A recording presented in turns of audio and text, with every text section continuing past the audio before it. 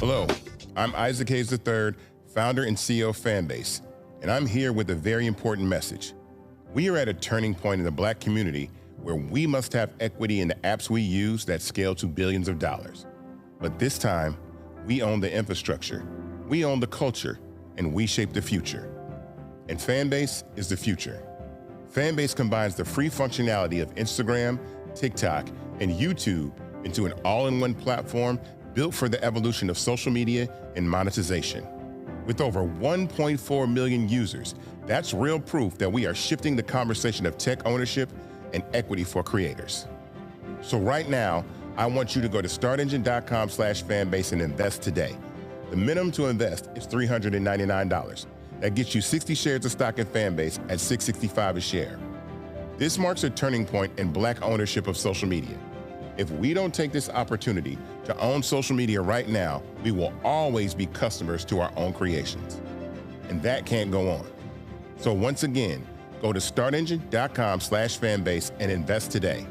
We must own the platforms where our voices live, our stories matter, and where our culture drives the world. Thank you. Folks, Black Star Network is here.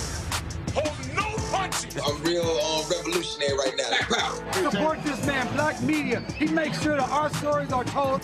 Thank you for being the voice of Black America, Roland. Stay black. I love y'all. All momentum we have now, we have to keep this going. The video looks phenomenal. See, there's a difference between Black Star Network and Black-owned media and something like CNN. You can't be Black-owned media and be scared. It's time to be smart. Bring your eyeballs home. You dig?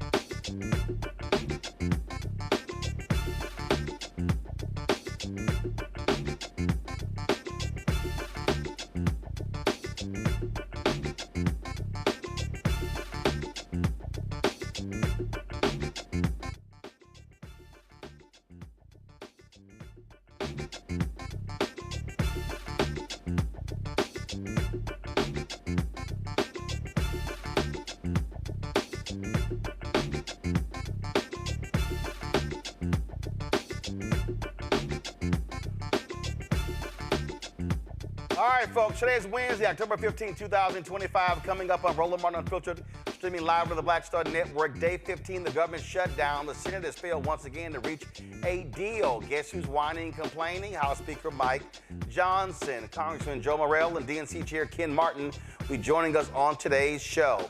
Supreme Court heard oral arguments that could wipe out up to half the Congressional Black Caucus. Folks, the Nation Justice correspondent Elie Mystal will join us.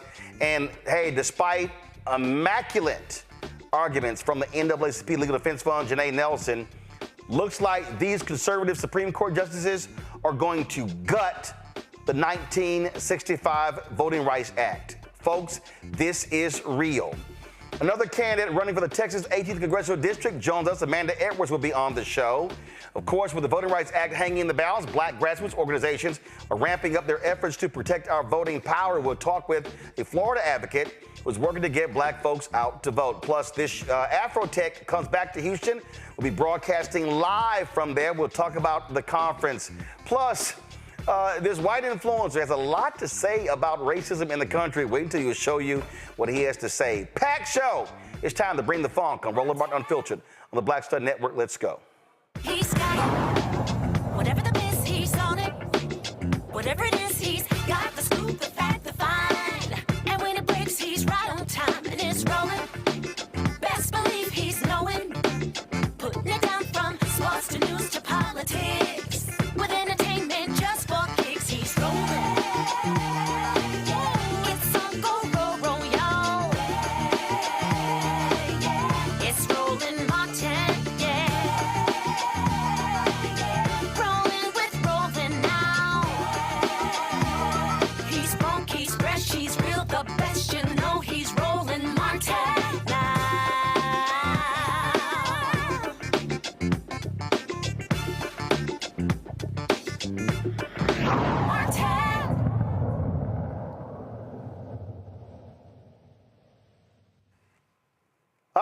folks, the U.S. Senate failed again today to move forward with a bill to reopen the government. It was the 9th time it has fallen short of this shutdown. House Speaker Mike Johnson says the House will not return to vote on the $852 billion Pentagon bill slated for Thursday unless Senate Democrats first agree to reopen the government.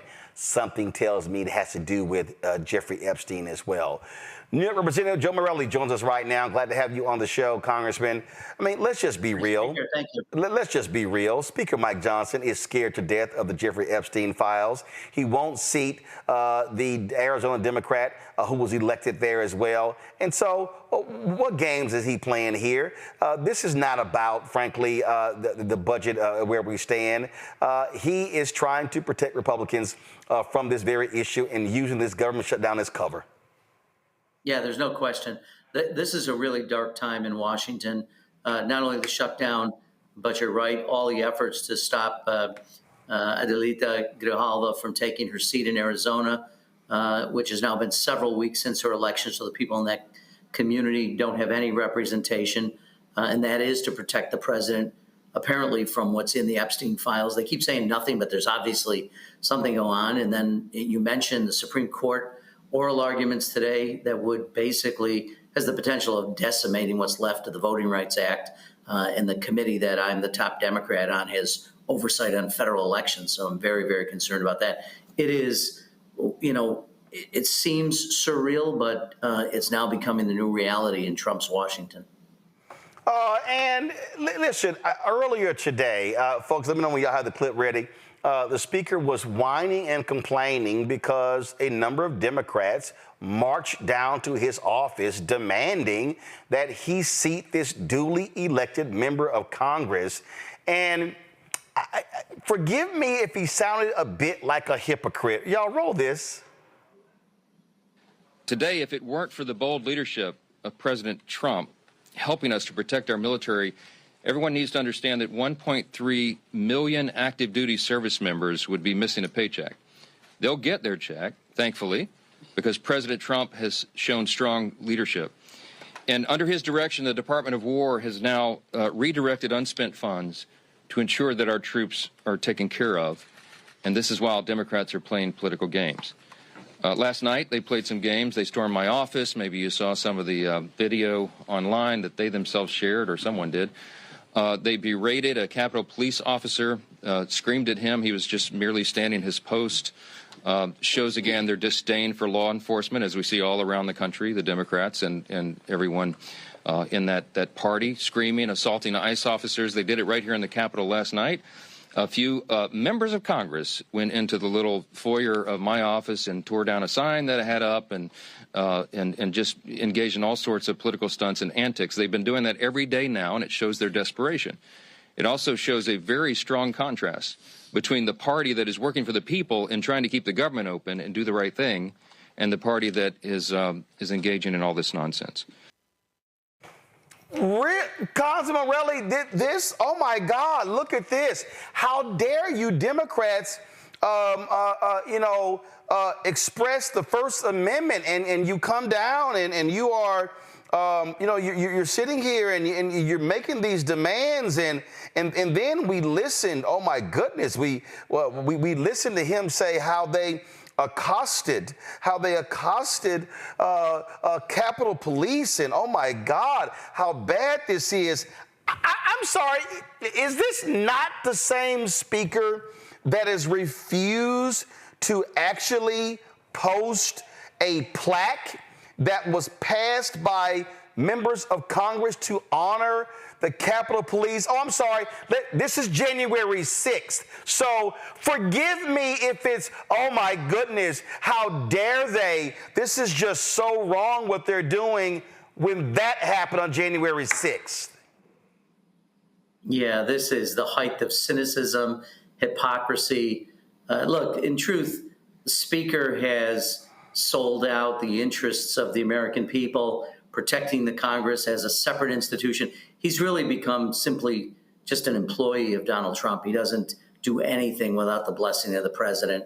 And it's so, frankly, just beneath the office. And you know what? We've sworn Republican members of the House in during pro forma sessions when we're not in voting.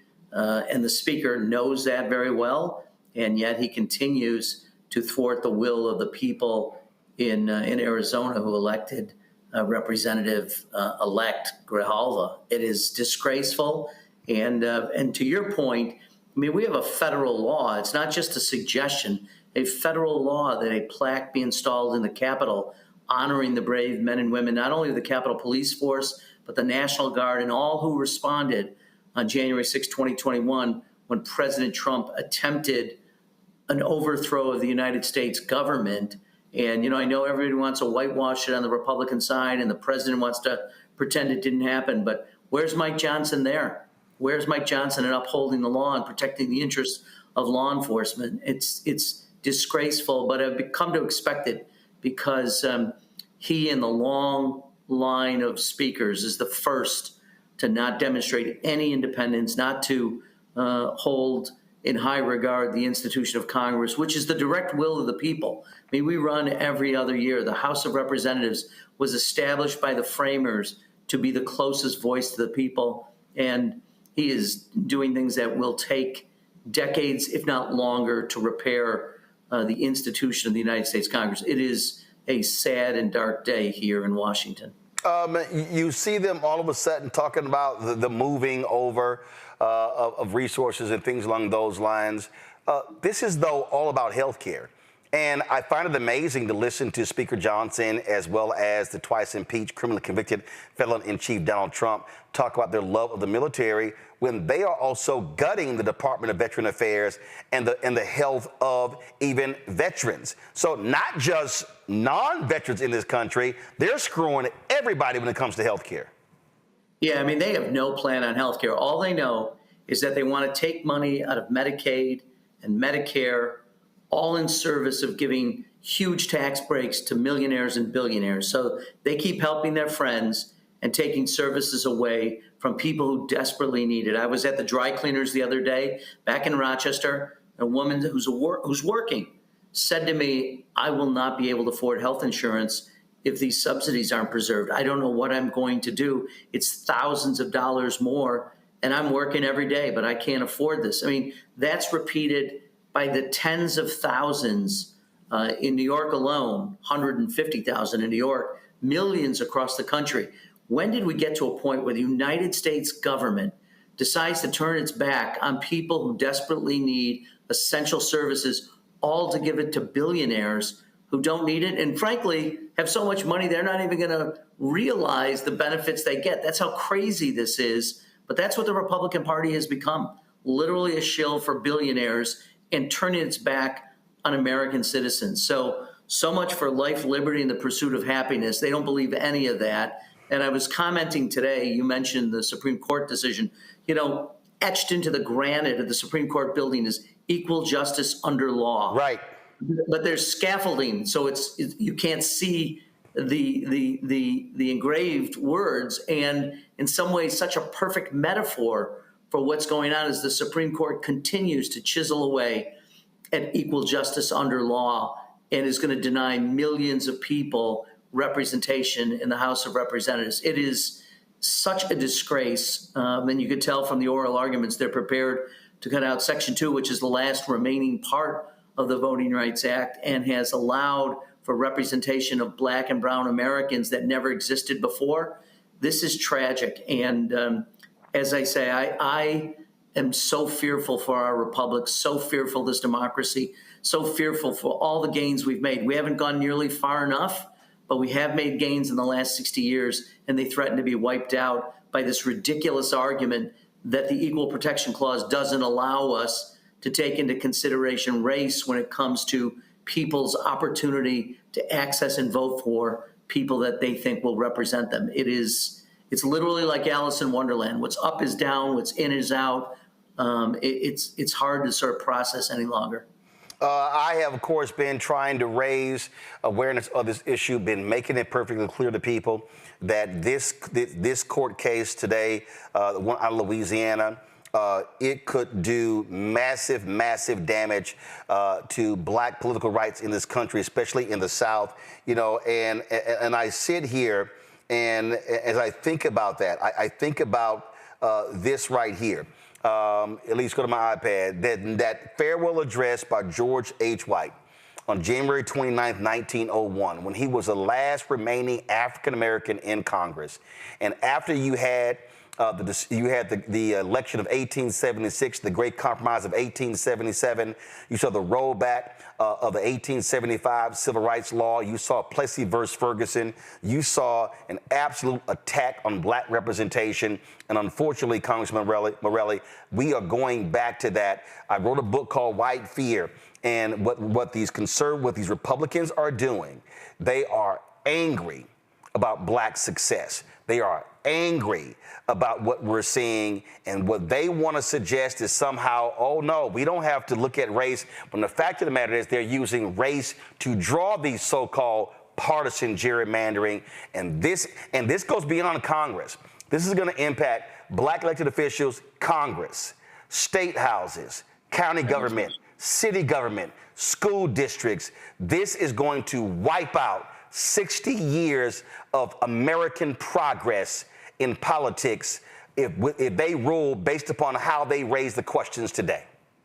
And honestly, this struggle has gone on for so long. I represent Rochester, New York, where Frederick Douglass chose to make his home, where he printed the North Star newspaper, where he did much of the work in his life. And it is in our DNA to fight for suffrage, for voting rights, and to see what is happening. To your point, this just isn't the House of Representatives. This goes to all levels of government. And I'm so disappointed in the United States Supreme Court. I'm not surprised, sadly, but honestly, what's happening, we won't recognize this democracy from what we have lived over the last 50 or 60 years and the progress we've made. It's halting. It has not been uniform by any means, but there has been progress, and this threatens to wipe that all out and then some. Oh, absolutely. And I just want people to understand, and you say, where Frederick Douglass, where he worked, is also, and when you hear the phrase rolling in the grave, this is also, Rochester, New York is also where Frederick Douglass is buried. And when I was there, I went by and paid respects to his gravesite. And this is somebody who fought for these rights. And what we are seeing is and last point here, Congressman Morelli, and I said this, and to be honest, it used to piss me off when I would see these Republicans go down to Selma with Congressman John Lewis. And I said, this is a field trip to them, when it's life and death for the rest of us. And they would go down there, oh, John is so great. They would get all these plaudits and amazing. And I'm like, but how dare you stand against the very thing that man fought for and almost died for? I had the great privilege. John Lewis was a hero. I used to see him in the chambers after I got elected, and I always say, Mr. Lewis, how are you? And he'd say, you can call me John. We're colleagues. I said, I appreciate that, Mr. Lewis. And I've been to Selma the last several years, and you're absolutely right. But people should not forget that for most of the last 60 years, the Voting Rights Act has received bipartisan support. Yes. From Republican presidents, Democratic presidents, members of Congress. It's really only in the Trump MAGA era where they have completely done a 180-degree turn and have now literally trying to do everything they can along with their, the partisans on the Supreme Court to chisel away at the foundation of this. And it's so dispiriting in this moment. Mount Hope Cemetery, right in Rochester, New York, we encourage people to come up and visit. And it's heartbreaking. I mean, for all the progress, this is just heartbreaking. Well, we are not going to stop on this show. We'll absolutely focus on this. We appreciate you joining us and keep up the fight. Thank you, sir. Thanks for all the work you do. Thank you very much, folks. We're going to go to break. We come back. Lots we're dealing with here. We'll talk with Elie Mystal again. We're going to break down what happened at that Supreme Court hearing today, folks. Just devastating what took place. And we come back, we're going to play you some of those oral arguments to set up our conversation with Elie Mystal. That more right here, Roland Martin Unfiltered on the Black Star Network.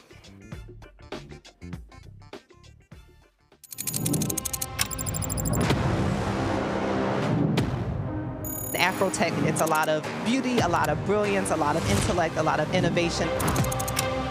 Companies that are most diverse are more profitable. We're getting culture, we're getting community, we're getting the best of the best. Not only are we here to greet each other, but we're here to network and to elevate each other. everybody from all the major tech companies here, and that means that now everybody's in the same domain.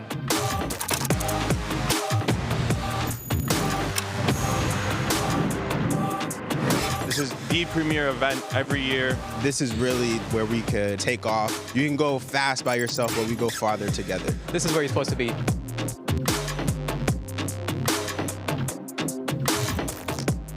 Week on the other side of change. We are talking about the government shutdown and how it's impacting our everyday lives, including our pocketbooks. These motherfuckers are crazy as hell. They are willing to shut down the entire government, to force people to pay more in their health care, to subsidize tax breaks for the wealthiest people. You're watching The Other Side of Change only on the Black Star Network.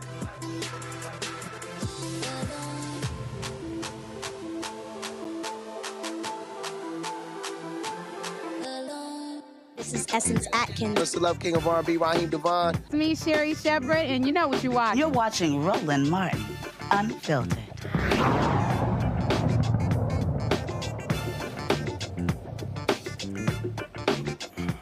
Folks, always some interesting videos I come across on social media, and I saw this video here as a white gentleman talking about the issue that a lot of white folks in this country have, especially on the right. And so I saw it, and I said, you know what? We're going to give it some love because I thought he was absolutely on point with his breakdown. Watch. You non-white people in this country can't seem to wrap your heads around the fact that white people in this country are grieving. And if you don't know what I'm talking about, let me show you the 5 stages of grief that white people in America have been going through since Obama was elected. The first stage is denial. And this happened right when Obama was first elected into office. We can't be racist. We elected a black man to serve as our president, even though I voted for the other guy twice. The second stage is anger. Holy shit! A black guy won again. Oh no. The third stage is bargaining. What do you mean Black Lives Matter? Don't all lives matter? The fourth stage is depression. Stop calling me racist. That's not nice when you call me racist. It hurts my feelings when you call me racist for doing the racist stuff that I do. And the fifth stage brings us to today, where we are right now. Acceptance. And I'm looking at you, Emily Saves the World, you piece of shit, just openly supporting white supremacy. A restaurant opens, is being called out for white supremacy, and that makes you want to go there. You just say the quiet part out loud now. And that's where this country is.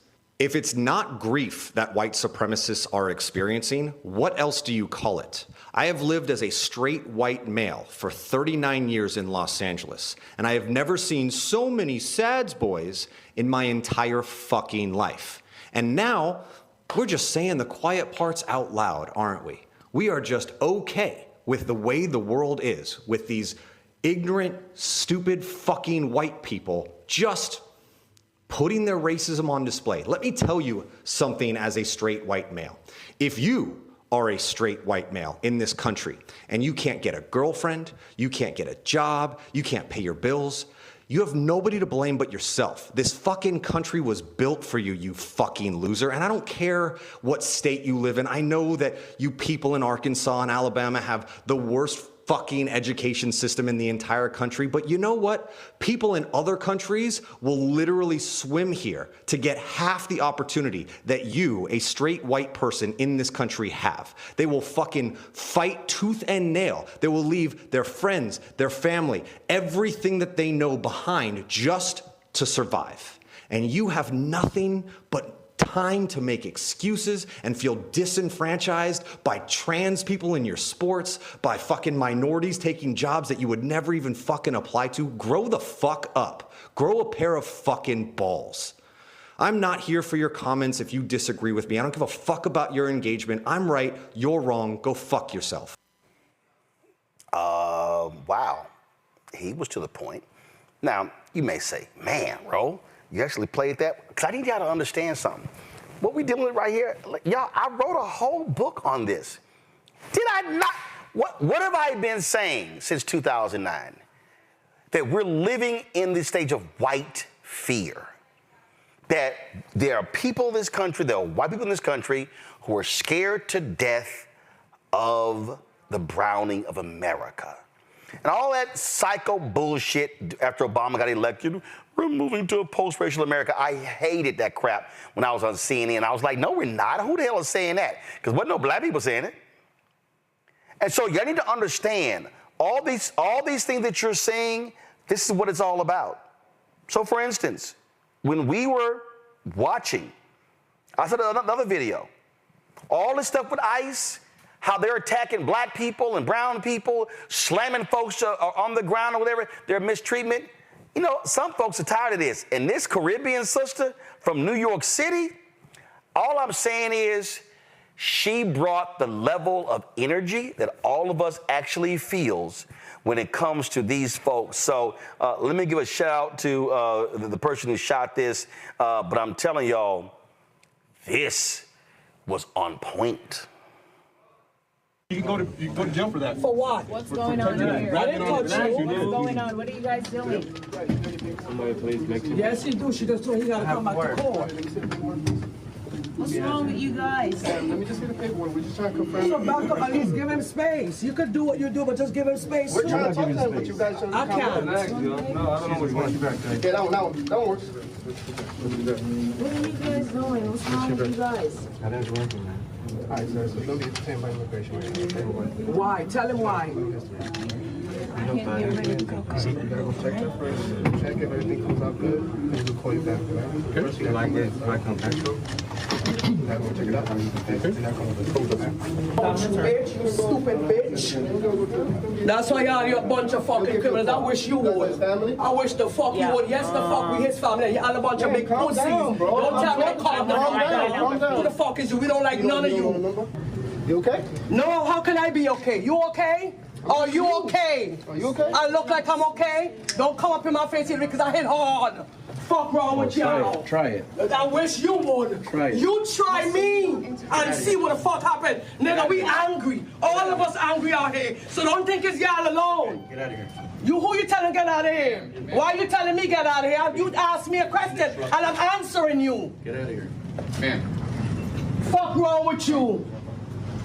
Oh, stupid ass bitch. That's why you gotta hide your face. You wanna go to jail? You told me my mother I could tell you anything. You wanna go to jail? Fuck wrong with you? You wanna hit me? Hit me, bitch. You ain't got me. Nobody's scared of you. You're a pussy ass. Come. I got rings on, bitch. So me and you gonna fight. You a pussy bitch. You a pussy bitch. That's why your kids them don't like you. And your wife is fucking on you. That's why you gotta hide your face. My face ain't hidden, bitch. I'm American, you stupid bitch. Fuck wrong with y'all. You can take me too high. I'm sure in the zone your friends. You know what to do? Tell them, no. You want me? Fuck wrong with y'all. Fuck all of you. Put that on the news. Let Trump see it. I'm so fucking red, bitch. Punk asses, they covering their faces, got the little badges draped on. So Donald Trump has said, y'all can do whatever y'all want. See, remember all the old loudmouth, Simple Simon Negroes who are on YouTube flapping their gums? Isn't it amazing how quiet they are now? Isn't it amazing how, and y'all know their names, y'all know who they are. Isn't it amazing how they ain't got no smoke for ICE? They don't have any smoke for these right-wing Supreme Court justices. They don't have any smoke for these folks, but they love running their mouths about what I'm talking about, what Angela Rye and Native Land Pod talking about other people. And so y'all need to understand what's going on. We told y'all what was going down. Y'all, we even got to the first year of Trump's second term. And what these folks are trying to do, we have been yelling and screaming this stuff not for months, for years. And it's happening. It's happening. We're going to talk to Elie Mystal next. And let me tell y'all something. If y'all want to understand, again, what's going down, if y'all want to understand how these white right-wing ideologues, they don't give a shit about the 1964 Civil Rights Act. They don't care about the 65 Voting Rights Act. They despise the 1968 Civil Rights Act. I told y'all what they said. I told y'all, Robert Mercer is on record saying the fall of America began with the 1964 Civil Rights Act. All this praise, oh, they all mad. Oh, MSNBC didn't show the Medal of Freedom ceremony for Charlie Kirk. Why? Why? They shouldn't have showed it. Or CNN, let the right wing show it. Because Charlie Kirk despised the Civil Rights Act. They couldn't stand the Voting Rights Act. Because that's who they are. And y'all, what's about to happen, I'm going to say it again. Everything that black folks fought for during the period of Reconstruction, during the 92 years of Jim Crow, the Black Freedom Movement, some call the Civil Rights Movement, from the day King was assassinated up until present day, they want to wipe all that out. And I'm telling you, what happened today at the Supreme Court was so shameful and despicable, they don't even give a shit what the law says. They were just up there just making shit up. And when confronted with the facts, just make up some more stuff. Listen, here, I'm going to play for you right now what they talked about. This is just a set. Well, it was supposed to only be an hour. It went a lot longer. But listen to the BS that was said, and a phenomenal job was done by Janae Nelson, who, of course, leads the NAACP Legal Defense Fund. Listen to this, y'all. Congress included a durational limit in Section 5 of the Voting Rights Act. It created a mechanism for reauthorization. It decidedly did not do that in Section 2. The issue, as you know, is that this court's cases in a variety of contexts have said that race-based remedies are permissible for a period of time, sometimes for a long period of time, decades in some cases, but that they should not be indefinite and should have an endpoint. And what exactly do you think the endpoint should be, or how would we know for the intentional use of race to create districts? Well, Justice Kavanaugh, you raised a very important distinction, and that's between remedies and the statute. So a race-based remedy can and should and usually does have a time limit and a durational limit. Section 2 court-ordered remedies have a time limit. And so that is something that is grounded in our case law. What is not grounded in case law is the idea that an entire statute should somehow dissolve simply because race may be an element of the remedy. So, for example, this case has affirmed Title VII. It has affirmed Section 1982, the Family Medical Leave Act, and also Section 4E of the Voting Rights Act in Katzenbach versus Morgan, and never has it suggested that any of those statutes should dissolve in and of themselves as opposed to the remedy. I'm sorry to interrupt. I don't think it's the statute. It's the particular application of the statute that entails the intentional, deliberate use of race to sort people into different districts. That particular aspect, I'm guessing, I'm asking what you think the time limit on that should be, or there really shouldn't be a time limit. I think you might be saying there shouldn't be a time limit unless Congress chooses one. I am saying that. I'm saying there should not be a time limit, but I also think it's critical to emphasize that Section 2 does not require a race-based remedy in all circumstances. Is that because, can I ask, I just wanted to follow up on Justice Kavanaugh's question. What if this is an exercise of Congress's enforcement power? If we're looking at the City of Bernie test and we're saying it has to be congruent and proportional, would that affect, Justice, your answer to Justice Kavanaugh's question, that if it's going above and beyond what the 15th Amendment requires of its own force, but Congress has actually chosen the Voting Rights Act as a remedy, does that affect the question of whether it can go on indefinitely or not, that at some point it becomes not congruent and proportional? No, I don't think it does. First, Bernie should not apply to Section 2. Just assuming that it my question is sure. Assuming that it does, as you know, in Bernie, this court held up the Voting Rights Act as the paradigmatic example of congruence and proportionality. The fact that the Voting Rights Act at times may require a race-based remedy does not change the fact that Congress, with its enlarged powers as defined by Ex parte Virginia and the line of cases forward, can address conduct that is beyond what the 15th Amendment addresses. It doesn't need to simply parrot the 15th Amendment. It can address conduct that is even considered constitutional in order to ensure that race discrimination in voting does not go undetected, uncorrected, or undeterred, in the words of the Senate report supporting the 1982 Nelson, I amendments. guess I wonder if it would be helpful, at least as I'm thinking about it, because I think this is a very important question. To understand, I think that you're saying that Section 2 is not a remedy in and of itself.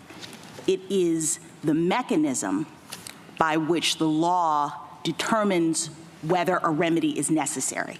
That's absolutely correct. So it's a law that is just encouraging or requiring a check-in. It's like a tool. It's like a tape measure that we're looking as to whether or not certain circumstances exist, and those circumstances that Congress is worried about is unequal access to electoral opportunity. And Section 2 tells you we have to look for those circumstances, and then the court says, yep, they exist in this situation under Section 2, and so now a remedy is required. And in our case law, we then say, okay, state, it's up to you to figure out what that remedy will be, and maybe that remedy involves race consciousness, maybe it doesn't, whatever. But Section 2 itself is just the measure by which we determine that a remedy is required. That's absolutely correct. And so that's why it doesn't need a time limit, because it's not doing any work other than just pointing us to the direction of where we might need to do something. That's right. And its usage becomes less and less as we see racially polarized voting and residential segregation decreasing. The Katz amicus brief in this case shows that in the past decade, Section 2 cases have decreased by 50%. Because the plaintiffs can't make the showing. I mean, it's a pretty significant showing to establish that unequal opportunity of electoral processes is happening in a situation. That's correct. Jingles is an exacting test. It is data obsessive. It brings in experts and many other forms of evidence to establish a racial violation. There are many cases where the plaintiffs fail in bringing the Jingles 1 precondition or Jingles 2 or Jingles 3 before they even get to the totality of the circumstances. So if we're talking about a time limit, you would say maybe it's with respect to the remedy that is used to respond to the problem that we've identified under Section 2. But the Section 2 tape measure itself doesn't need a life cycle. It's just, no. Yeah. That's correct. I mean, the 15th Amendment is permanently enshrined in our Constitution, and Section 2 is there to effectuate that prohibition of race discrimination on voting and does not require a time limit. Thank you. With the time I have remaining, I'd like to mention that there are many proposals on the table that have been presented by my colleagues on the other side, and a number of them resurrect the intent standard that this court was very clear about, and Congress was extraordinarily clear about, knowing that results is key to ensuring that we do not continue to have rampant racial discrimination in voting. And the absence of it, or the declining ability to show a Section 2 case is because of the success of Section 2 over the past 4 decades. And we would be reckless if we determine that Section 2 somehow is no longer needed simply because it has been so successful in rooting out racial discrimination in voting. There's also, as I mentioned at the outset, a very easy and elegant solution to this case. If SB 8 is not satisfactory, if the court believes, as the Calais panel did, that the state violated the Constitution in constructing SB 8, it should remand. All right, folks, joining us right now is Elie Mystal. He is the justice correspondent for The Nation. Elie, no need to ask some questions. Take it away. Tell us what the hell happened today. All right, let me just first break down what y'all just listened to, right? Brett Kavanaugh and Amy Coney Barrett are making what has become my least favorite argument that white folks make, and that is saying something. What they're arguing is that racism has basically been fixed. According to Kavanaugh and Barrett, racism just about over. And so now we really need to figure out when we can end, when the time limit is to end the policies, to end the statutes and the laws designed to stop white people from being racist when it comes to the Voting Rights Act. Like, that was the essential part of Brett Kavanaugh's line of questioning when he's asking about time limits and he's saying like other occasions. And what Nelson was saying, what the NAACP lawyer was saying, is that, Brett, you don't read the law because there's nothing in the actual law that says, hey, the Voting Rights Act goes away once white people figure out their business, right? The Voting Rights Act goes away, just disappears into the ether when white people feel like we don't need it anymore. That's not what the law says. Congress could write the law to say that, but they didn't. So there's no opportunity, or there shouldn't be an opportunity, for Kavanaugh to just say, well, we have solved this issue, so racism is no longer a thing, right? And so that's really what that interaction was about that you guys just heard. And at the end, with Ketanji Brown Jackson coming in, what she's trying to say is that the Voting Rights Act simply says that white folks can't be racist when it comes to voting rights, right? Like in its bare, simple forms. How white folks want to address their own racism is something up for debate. Now, the common way of doing it, when you have a map like Louisiana's map that is racist towards black folks, the common way of dealing with that is to make a map that is more inclusive. Obviously, when you're making a map that's more inclusive on race, you're gonna look at the races of the people in the districts that you're drawing. Louisiana has 6 congressional districts. Their original map, 5 of them were majority white, only 1 of them was majority black. Thing is, Louisiana is only 56% white. It's 30% black, right? Now, I am no mathlete, but I'm pretty sure that you got a state that's 30% black should probably have congressional districts that are 33% or so black, and that's what they're trying to do. That's this fight over the second majority-minority district. What Ketanji Brown Jackson is saying is, yeah, we can draw a second majority-minority district that's one way to solve white people's racism, but there are other ways. And so one of the questions I would have liked Kavanaugh to be forced to answer, or like Barrett to be forced to answer, is that if you don't want to draw a second majority-minority district, how would you like to solve white people's racism, Brett? Because ignoring it, because acting like it doesn't exist, doesn't seem like the right answer. So if they don't want a majority-minority district, pick something else. But of course, the conservatives on the Supreme Court, they like the racism. They want to allow Louisiana to keep doing its racism. And so the argument was not about what other thing we can do. The argument was whether or not we can rule this part of the Voting Rights Act unconstitutional. And that's probably what's going to happen. And so then just to now broaden it out here to what the actual stakes are, you know, even when in the clip that you were playing was from C-SPAN, that's what I was listening to today as well. You see the racist framing of the argument. They're saying Janae Nelson arguing for a second minority district, right? That's one way of putting it.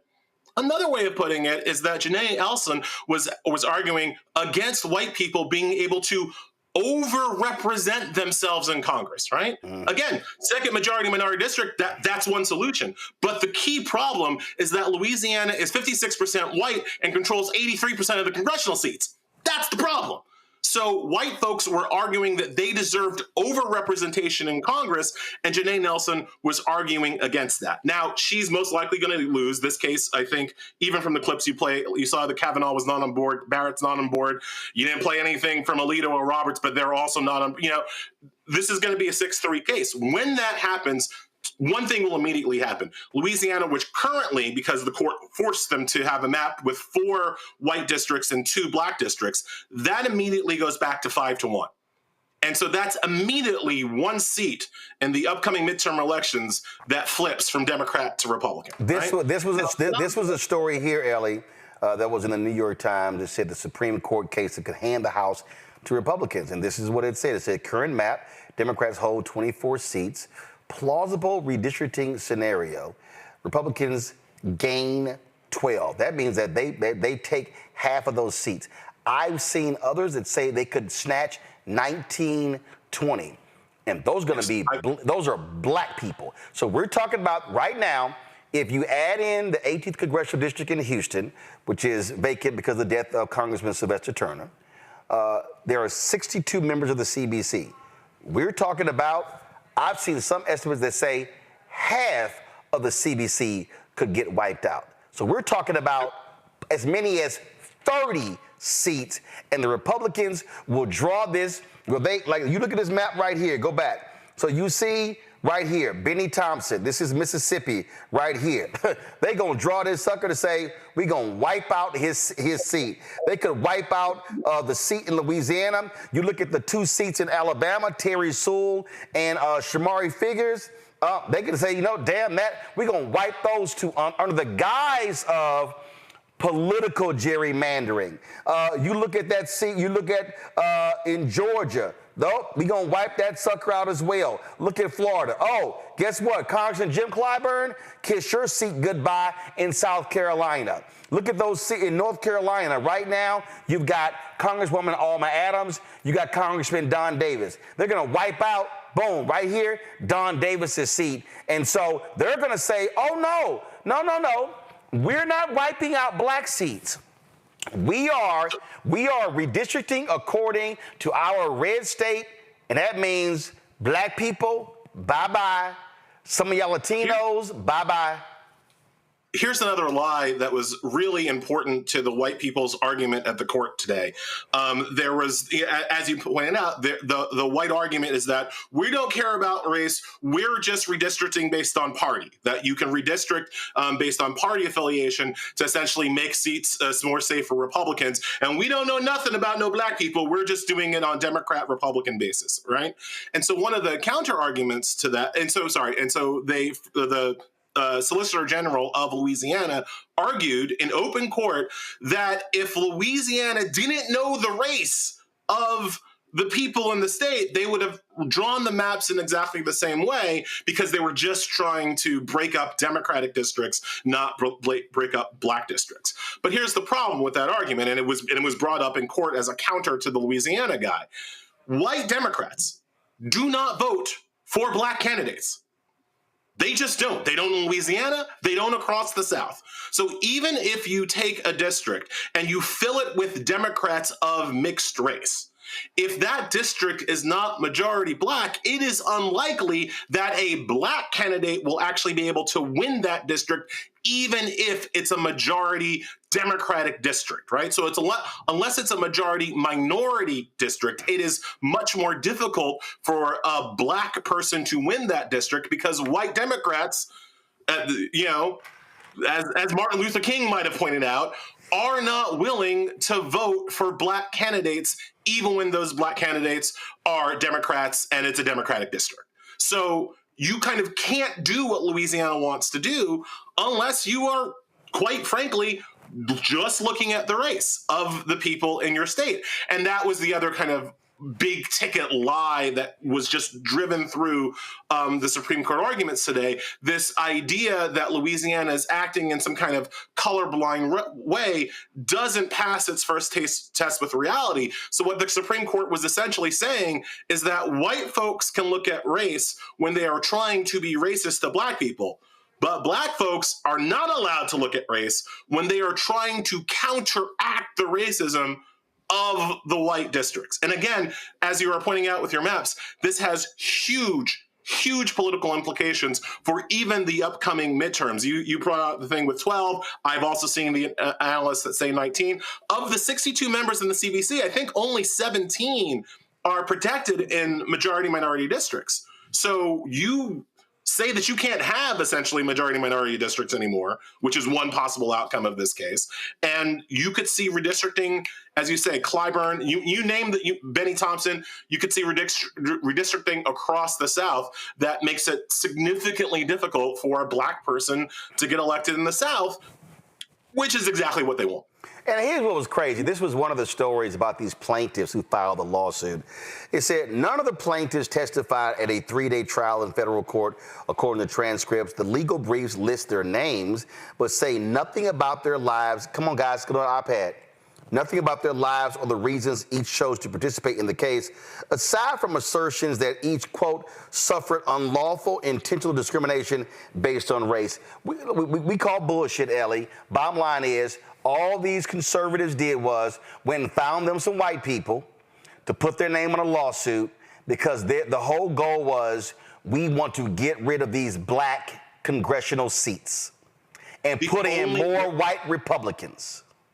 Remember, the white plaintiffs' actual argument was that creating majority-minority districts violated their constitutional rights to equal protection. That not over-representing white folks in Congress hurt their equal protection rights. I'm sure many of your listeners have seen the line, when you are used to oppression, when you are used to privilege, equality must seem like oppression to you. And that describes the white plaintiffs in this case to a T. The only silver lining, the only good part, I guess, of today's 2.5-hour arguments was that, those white plaintiffs, they had their own lawyer, right? Louisiana, who wants to have the racist maps, they were represented by the Solicitor General. The Trump administration, the Deputy Solicitor General of the United States, Mupan, he was arguing for the Trump administration. The white guys got their own lawyer.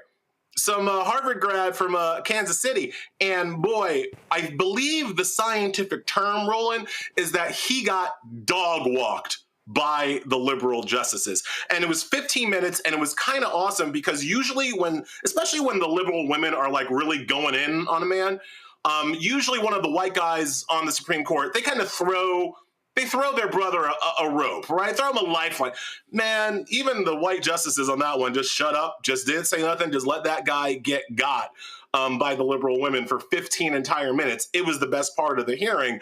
But the fact that these plaintiffs, their core argument lost. I mean, that's not going to happen. They're not going to say the Voting Rights Act violates the equal protection of white folks. I do not think that's going to be the holding. So even though their actual argument that got this case to the Supreme Court is going to get trashed, it's not going to matter because the argument that the Voting Rights Act cannot be used to operate in this way to protect the voting rights of black people, that's the argument that's going to win the day. Brett Kavanaugh kind of articulated what the final holding is going to be. He's not going to directly overturn Section 2 of the Voting Rights Act. He's going to say it still exists, but he's going to neuter it to the point where it can't do anything and cause this ripple effect of 1 to 12 to 19 seats to be flipped from Democrat to Republican, from black to white for the upcoming midterm elections, or certainly by 2028.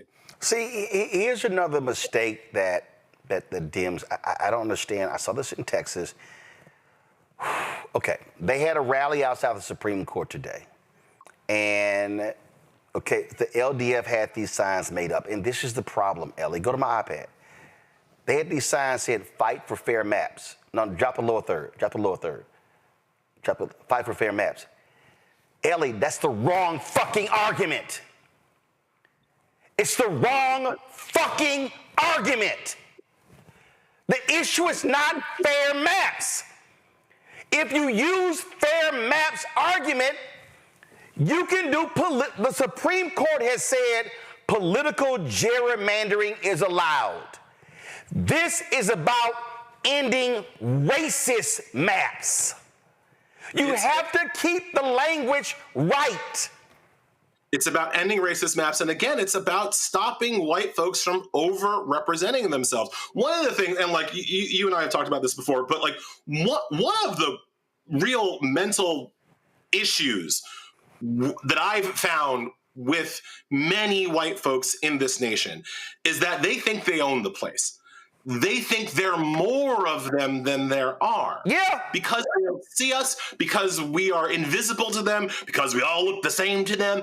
They walk around like this country is like 90% white.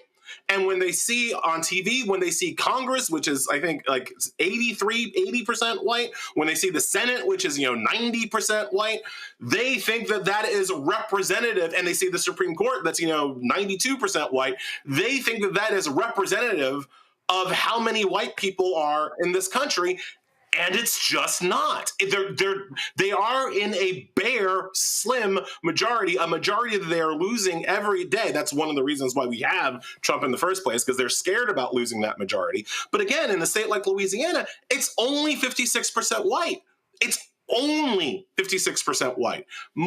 This country is only 60% white. So they should only have about 60% of the representation. And when you tell even other white folks what you're arguing for is overrepresentation, you're arguing for more than you deserve.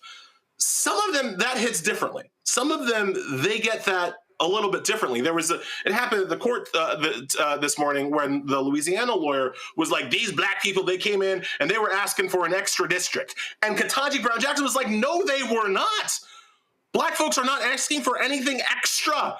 We're not asking for anything more. We're asking to stop white oppression and simply have what we deserve by our population numbers.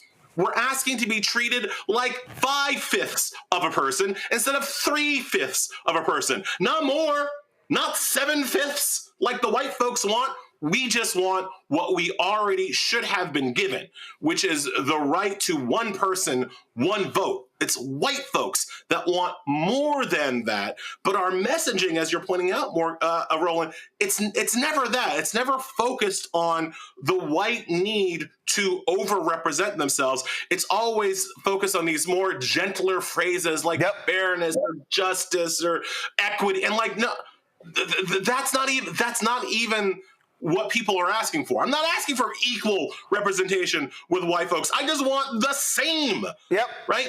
Right? I just want the same as what white folks have gotten in this country since 1776. Well, here's the reality. I refuse to believe that that's too much to ask. I've said this numerous times before, Elie, and I'm going to say it again. And this is what speaks volumes to me. And I've played this clip numerous times. This was a Robert De Niro directed movie. It's called The Good Shepherd. This scene right here, this sums up 100% what you just said about what these white folks want. Listen. What do you want to talk to me about? The government's about to deport you for certain activities. I'm in this country since I'm 2 months old. Does that make me Italian? I'm American. And they're trying to send me back? I could have the deportation order reviewed. Have you classified as highly sensitive for national security? I could take the government off your back if you can help us. Usually the guys that scare me. You're the people that make big wars.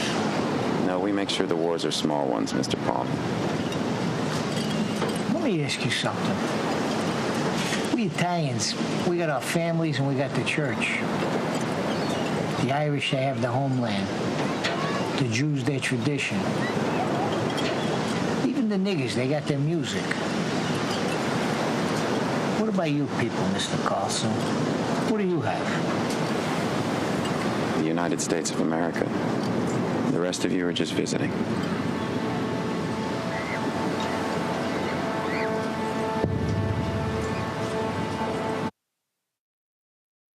That's their mentality. The rest of you are just visiting. And just to reinforce it, this is Republican Senator Eric Schmidt speaking at a conservative Peter Thiel-sponsored conference in September. And that was fiction. This is real life. The Continental Army soldiers dying of frostbite at Valley Forge. The Pilgrims struggling to survive in the hard winter soil of Plymouth. The pioneers striking out from Missouri for the wild and dangerous frontier. the outnumbered Kentucky settlers repelling wave after wave of Indian war band attacks from beyond the stockade walls, all of them would be astonished to hear that they were only fighting for a proposition. They believed they were fighting for a nation, a homeland for themselves and their descendants. They fought, they bled, they struggled, they died for us. They built this country for us. America, in all its glory, is their gift to us, handed down across the generations. It belongs to us. It's our birthright. It's our heritage, our destiny. If America is everything and everyone, then it is nothing and no one at all.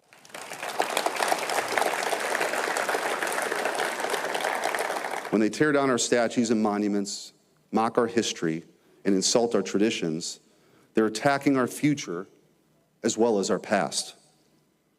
By changing the stories we tell about ourselves, they believe they can build a new America with the new myths, a new people.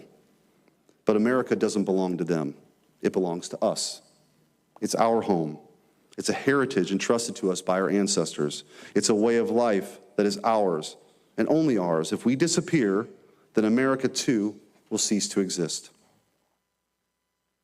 Elie, he said, this is ours. Y'all, it ain't for y'all. Carjacker putting a vanity plate on the vehicle of yours that they stole, right? Like they steal your car and then they put a plate on it that says mine, right? Like what the... I mean, obviously I don't have to tell your listeners, white people didn't build shit. They stole shit, and black people built the wealth that this country is built on. I can trace my heritage back all the way to a man who fled the plantation behind Sherman's army as he was walking through Mississippi. Now, obviously, since he was there, my ancestor went back farther than that, but the white folks didn't keep great records of for exactly when he came here, but I can trace it at least to that point. And I bet you that my people have been here longer than Eric Schmidt. And there we go. Elie Mystal, I wish we had better news for our folks, but the other thing is we told people this was going to happen. We told them this was going to happen. And this is where we are. And these Republicans and Supreme Court took forever deciding previous cases. Oh, they are not going to take much time at all deciding this one because they want to give Republicans as much time as possible to redraw these maps for 2026. 100%. Thank you so much for having me. Elie, thanks a lot. Appreciate it, folks. We come back. We're going to... A woman running for the 18th congressional seat in Houston. Guess what? That's one of those seats Republicans have already wiped out. We'll talk with candidate Amanda Edwards next right here, Roland Martin Unfiltered on the Black Star Network. Y'all support the work that we do. Ain't nobody else having the conversation we're having. Your support is critical for us to continue to do so. If you want to support us via, to join our Bring the Funk fan club, support us via Cash App. Use the Stripe QR code. You see it right here. Bottom left-hand corner, Cash App, credit cards. PayPal is R Martin Unfiltered. Venmo's RM Unfiltered. Zelle, Roland at RolandSMartin.com. Roland at RolandMartinUnfiltered.com. Download the check some money order. Make it payable to Roland Martin Unfiltered. P.O. Box 57196, Washington, D.C. 2003 7-0196. Back in a moment.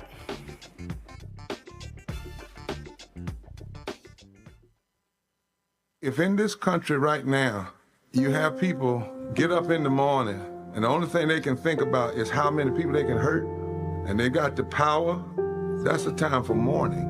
For better or worse, what makes America special, it's that legal system that's supposed to protect minorities from the tyranny of the majority. We are at a point of a moral emergency. We must raise a voice of outrage.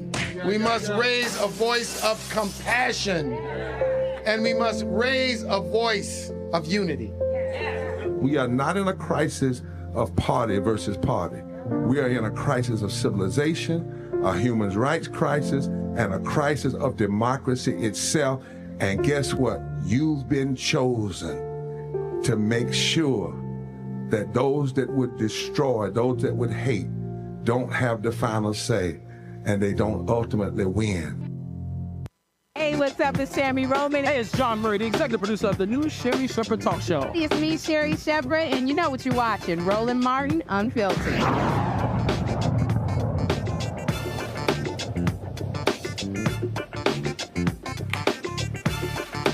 Folks, there are a number of candidates running for the 18th congressional seat in Houston. That is to replace the late Congressman Sylvester Turner, who replaced the late Congresswoman Sheila Jackson Lee. One of those folks, former Houston City Councilwoman Amanda Edwards, she ran for the seat against Sheila Jackson Lee when she lost in the last election. She's trying to win the seat now. She joins us right now. Amanda, glad to have you back on the show. When we look at this seat, we look at what Republicans are already doing. If you win, you're only going to be there for a year because of what they're doing with these racist gerrymandering. But what is it that you can accomplish in that year as the member of Congress for the 18th Congressional District? Well, first, thank you for having me on. And let me just highlight a little bit of backdrop on this district.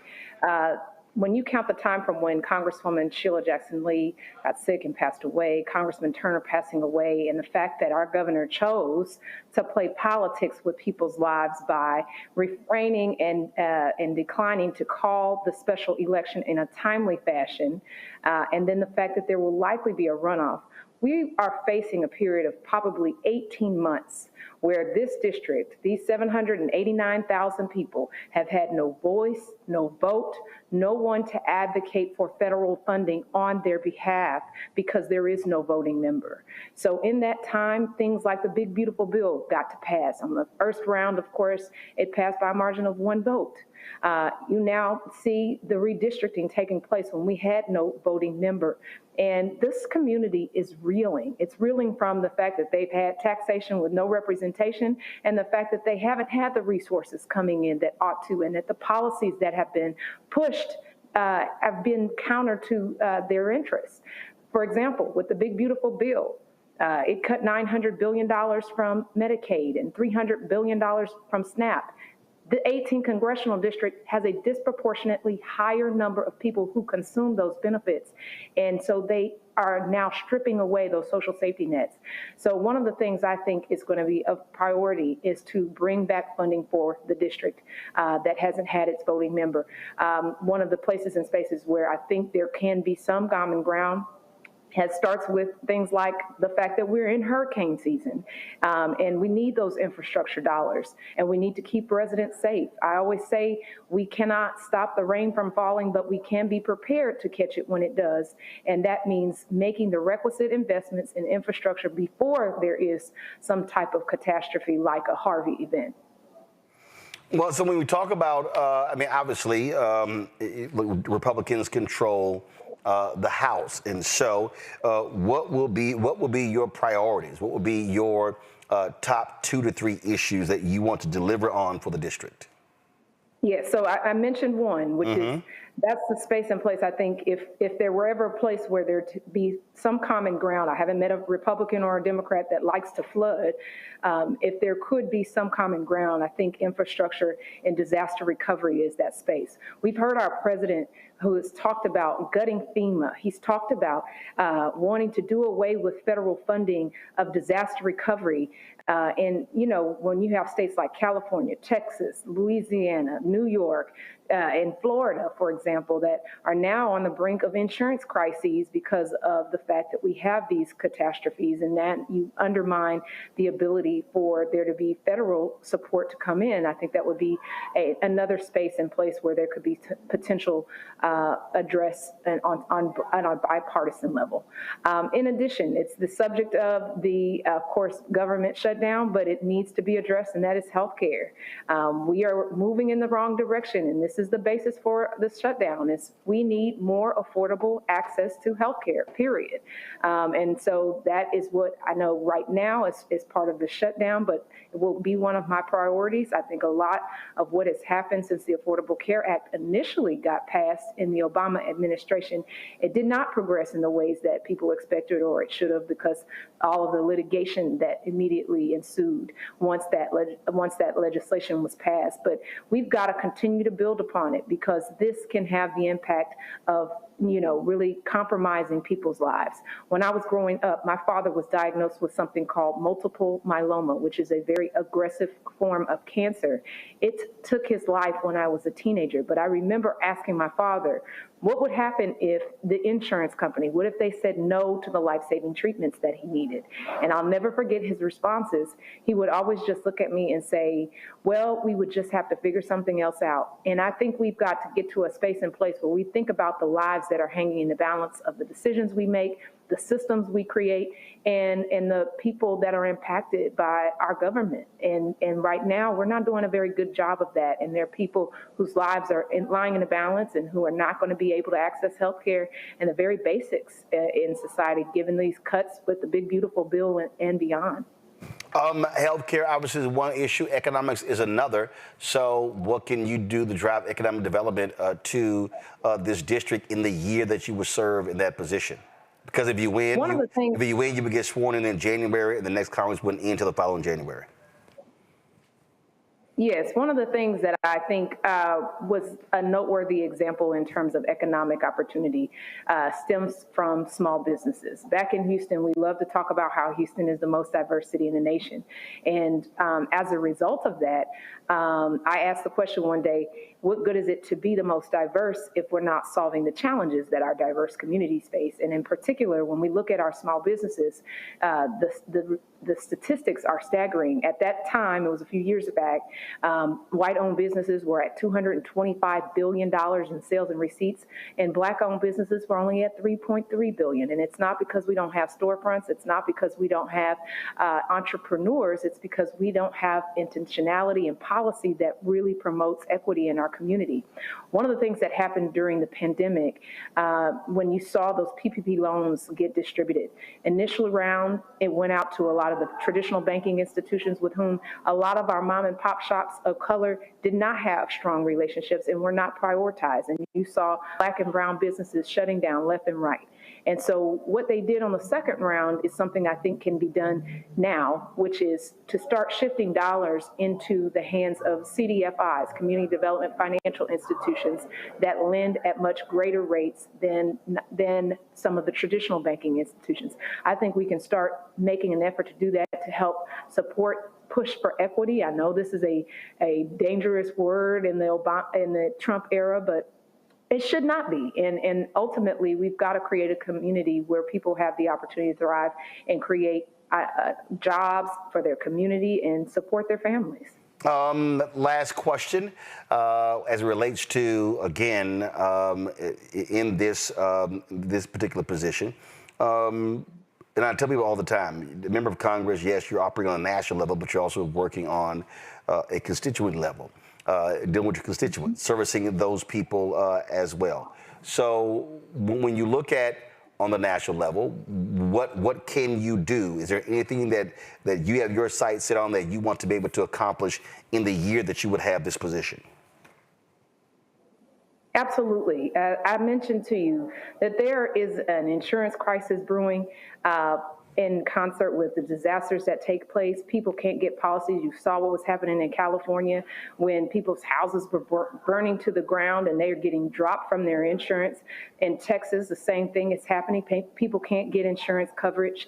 And so we're seeing that happen across some of the major economic engines in our country. I think there is a room and opportunity for real legislation to create a federal solution to that, because of the fact that we otherwise, as we've done with national flood insurance. And I think that's going to be something that can assist people across a much broader spectrum and potentially get some traction within the first year. All right, then. Amanda Edwards, good luck. And the election is set for the first Tuesday in November. Thank you. And just wanted to tell people, make sure they go vote early. October the 20th through Halloween is the early voting time frame. And of course, November 4th is Election Day. I know a lot of people are confused by the redistricting that has taken place. The redistricting, those new maps do not apply to this special election. If they withstand the court challenge, they're currently being challenged in court if they withstand that challenge, they would be applicable to the midterm elections in 2026, not to the special in 2025. All righty. We appreciate it. Thanks a lot. Thank you so much. All right, folks, going to a break. We come back. We'll be chatting with Ken Martin, the chair of the Democratic National Committee, right here on Roland Martin Unfiltered on the Black Star Network. Support the work that we do. You can, of course, support us by joining our Bring the Funk fan club. When you contribute to our grouping, this is what you do right here on Stripe, y'all. Use the QR code for Cash App, credit cards. PayPal is R Martin Unfiltered. Venmo's RM Unfiltered. Zelle, Roland at RolandSMartin.com. Roland at RolandMartinUnfiltered.com. Checks and money order. Make it payable to Roland Martin Unfiltered. P.O. Box 57196, Washington, D.C. 2003 7-0196. Back in a moment.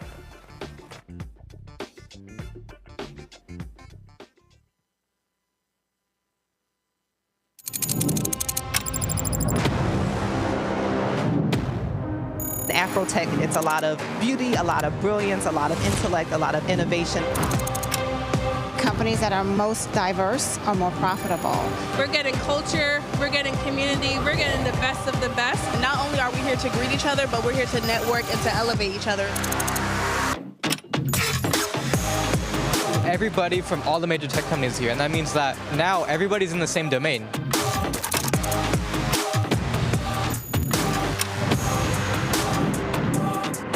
This is the premier event every year. This is really where we could take off. You can go fast by yourself, but we go farther together. This is where you're supposed to be.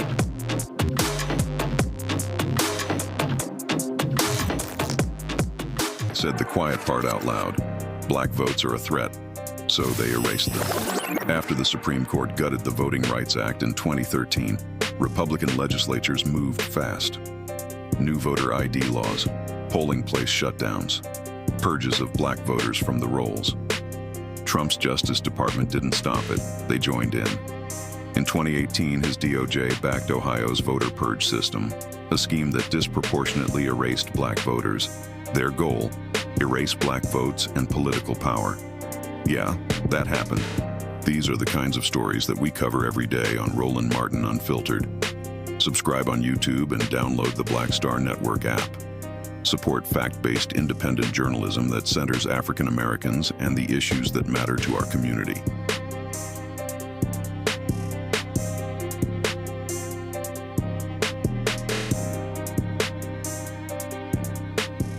The original No Kings protest was 250 years ago. Americans decided they didn't want to live under the rule of King George III. They declared their independence and fought a bloody war for democracy. We've had 2.5 centuries of democracy since then, often challenging, sometimes messy, always essential. And we've fought in 2 world wars to preserve it. Now we have a would-be king who wants to take it away, King Donald I. Fuck that. We're rising up again this time, non-violently, raising our voices to declare no kings. I'm Robert De Niro, asking you to stand up and be counted in the nationwide No Kings protest on October 18th. Visit nokings.org to find, volunteer, or host a protest near you. We're all in this together, indivisible, with liberty and justice for all. Next on the Black Table with me, Greg Carr. Why the America we live in today is not what the founders intended or what they outlined in the Declaration of Independence and even the Constitution. Professor and author Kermit Roosevelt will join us to talk about his book, The Nation That Never Was. How history was misinterpreted, the intent and realities of America's beginnings, and missed a much better story in the process. So if you have to pick some group to marginalize, I think it should be the people who are against equality. That's next on The Black Table, right here on the Black Star Network. Michael McMillan, President and CEO of the Urban League of Metropolitan St. Louis, and you are watching Roland Martin Unfiltered.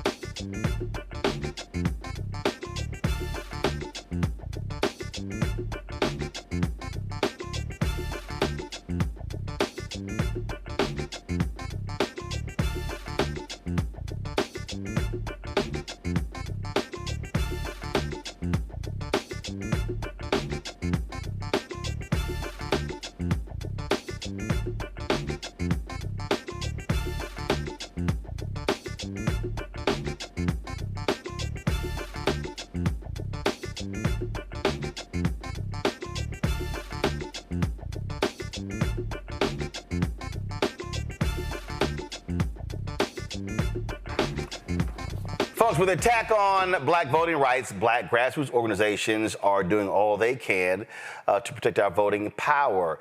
Mike Gillum, the former vice mayor of Tamarack, Florida, is founder of Black Vote Action. He joins us right now.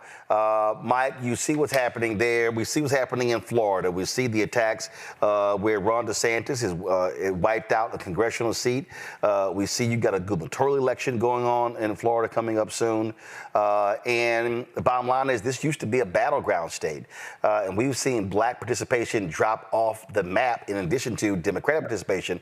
And so what are y'all doing there in Florida to frankly rebuild? I keep talking about that the black political infrastructure that has held many of these communities together has been, been just slowly eroding away. So how are you trying to put it together there in Florida? Well, thanks for having me on, Roland. There are some model organizations that we need to follow. So you're familiar with Color of Change, the Collective PAC, Fair Fight Action. So the Black Vote Action is trying to follow those successful models and target black voters by engaging them, registering them to vote, finding voters where they are, black voters where they are, in the barbershops, on the basketball courts, on the football fields, and having those real conversations and letting them know why it's important to vote. You talked about the numbers shift in Florida. When Andrew Gillum nearly won the election, that put fear in the hearts and the minds of Republicans, and they got to work. At one point, we had over 300,000 more Democrats than Republicans. Now, they lead by 1.4 million voters in the state of Florida. So we need to register voters, and too many disaffected Democrats have gone to the NPA, which takes them out of the primary process.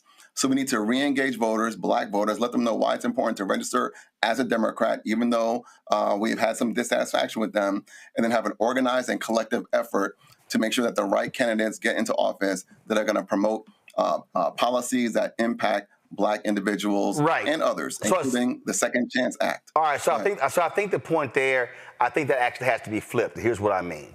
And when I travel around the country, when I'm talking to people, and I love these idiots who say, oh my God, you're a shilling. No, what I'm dealing first with people are policies. I'm saying policies first. Now then, okay, if you say you want these policies, you now then have to then say, okay, now let me look at these candidates. Who is likely to advocate for my policies? It might be that Democrat. So for me, I'm not even saying I need you to register to vote for a Democrat. I'm saying I need you to identify the policies that you care about, then look at who is going to advocate for those policies, and then you make the proper voting decision based upon that. Because for a lot of black voters, especially younger black voters, if the conversation is Democrat first, it's going to be an automatic turnoff. Correct. So our goal is to present those policies. For example, conducting a disparity study, identifying the disparities that we know exist. In the city I serve, less than half of 1% of the money we spent went to black-owned businesses. And that usually happens across the board. Maynard Jackson did a disparity study back in 51 years ago in 1974, and that should have been modeled after in every city where there were black majorities over a 10-year period. That hasn't happened. Now, we can't even have disparity studies or minority preference programs. The Second Chance Act, helping returning citizens get a chance to vote. We know affordable housing is a big issue. When we have people in power, they can say to developers, hey, you can build here, but at least 25% or whatever number needs to be affordable housing. So we need to lead with policies, get our people on board with those policies, and then engage with elected officials once they're in office to ensure that they advance those policies, and then we communicate that while they're in office. Voters get frustrated because we come and ask for their vote, and then we disappear for 4 years. And then we come back 4 years later and say what we did, but they don't feel what we did, and we didn't communicate with them throughout the process. So our goal is to engage current elected officials with the community, make sure you know who's doing the right job, who's doing a good job, and then work to eliminate those who are not on our team. So I'm curious, how are you also, again, I say voting is the end of one process and the beginning of another. And yes. Black voters matters always talked about it 365, 7 days a week. I believe one of the greatest mistakes of organizers is that we ramp up, we do all this investment, we ramp up for the election, and as soon as it's over, as soon as the election is over, it dissipates. And we're not maintaining the organizational infrastructure to then organize and mobilize those same people to say, hey, now I need you showing up to the city council meeting, the county commissioners meeting, the state house. That to me is also one of the great mistakes. Absolutely. And part of the reason why is because we need funding. But one of the things that we did, to your point, and you reported on this, the fact that some Democrats voted in agreement to censure Al Green. So a local congressman in Florida was one of those representatives. What we did is we sent a mass text message out to all the black voters in his district, letting them know that he voted to censure Al Green. Why did you do that? You rely on us as black voters. Why did you do that? And so he heard from those voters. They wrote to him, they called him, they texted him. So he felt us. And so that's what we need to do. We need to engage with the voters after they vote. You're right. Voting is the start of a new process. And we have to engage those voters throughout that time. How do we do that? We continue to knock on doors. We send text messages, social media. But as you know, those things cost. And so we need to raise money to keep voters engaged outside and after the election cycle. When you talked about funding, so okay, as it relates to what's happening there, what is your focus with Black Vote Action in terms of, if I look at the state, you can't do everything. How are you targeting the state? How are you, what are your top 2, 3 priorities in terms of places you're looking to increase turnout 3, 5, 7, 10%? So Broward is the Black Democratic stronghold. Every constitutional officer in the county except one is Black. So what we want to do is increase the voter turnout here in Broward, and then model that in Palm Beach and Miami-Dade County, because South Florida, the Tri-County area, is a stronghold for Black voters. And then the following cities, Jacksonville, Orlando, and Tampa, are the next cities we want to target. And we want to work with other partners like Equal Ground to help spread the message and to increase voter engagement and voter turnout in those cities. But again, as you know, when you send a mass text message or a mass email, that costs money. And so we want to be involved in the community, make sure they know that we're there, and continue to engage with them on a regular basis. How, in terms of when you look at the state, I got it, Broward's number 1. Yeah. What are the other 2 to 3, 4 we should be paying attention to, counties in Florida where Black folks can make a huge difference? So Jacksonville, huge city and county. And as you mentioned, Ron DeSantis got rid of a congressional district there with the approval of the Florida Supreme Court.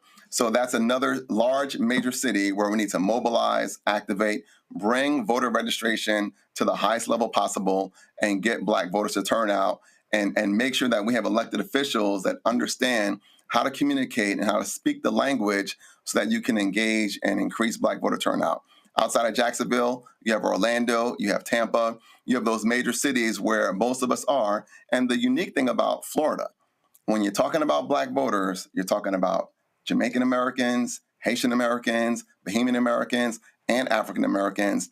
And so there are several languages or several people you have to talk to in a certain way to get that vote out. What's disappointing about the Democratic Party is they recognize that in the Hispanic community and have a language for the Venezuelans. They know the issues of the Cubans, but no one's really focusing on the different issues of impacting the diversity of the Black American community in Florida. Have you had any conversations with Nikki Fried, who is the state chair of the Democratic Party?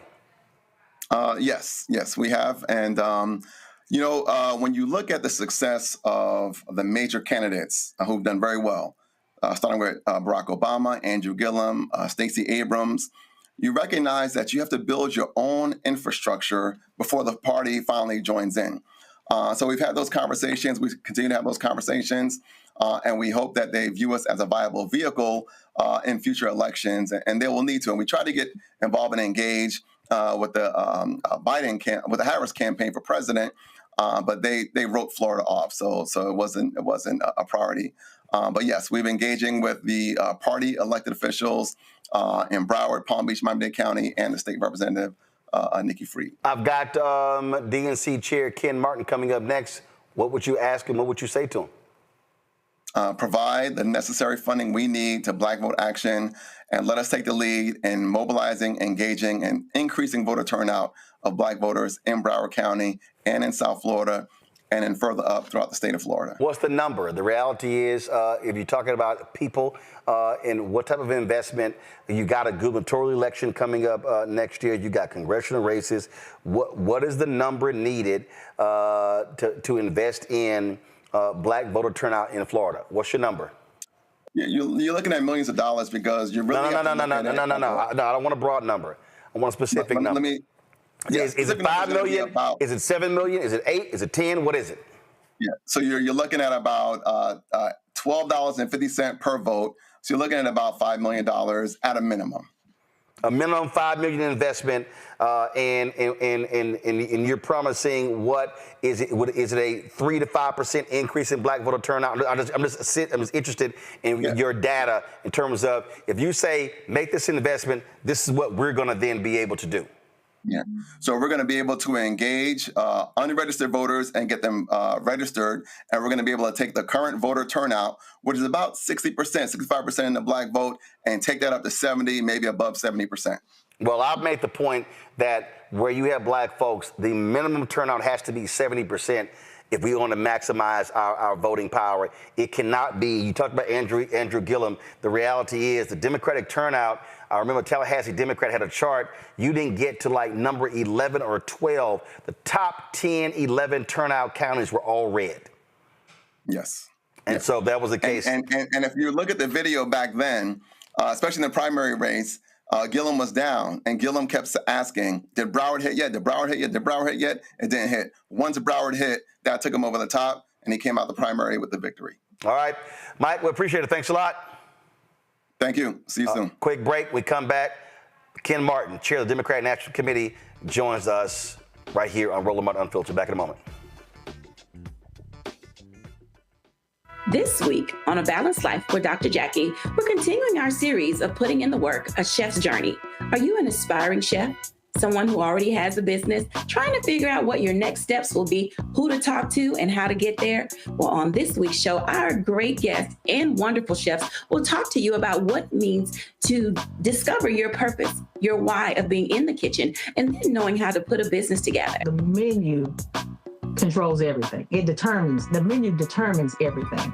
But the business plan is where you have to go back to. When you get into the business, at the end of the day, social media and TV, all of that stuff is cool, but you still have to run a business. You still have to be in relationship with people. That's all next on A Balanced Life with Dr. Jackie here on Black Star Network.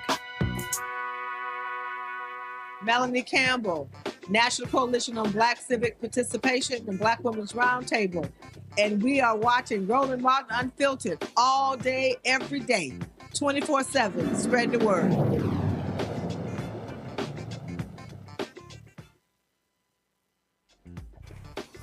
Folks, the Democratic response to this shutdown has, as I said before, given them their sea legs.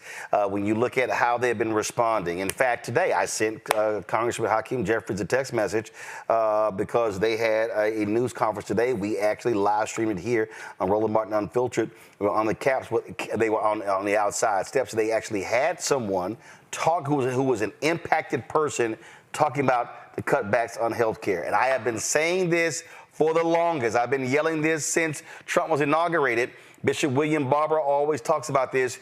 You need to have impacted people as the face of public policy as opposed to political folks.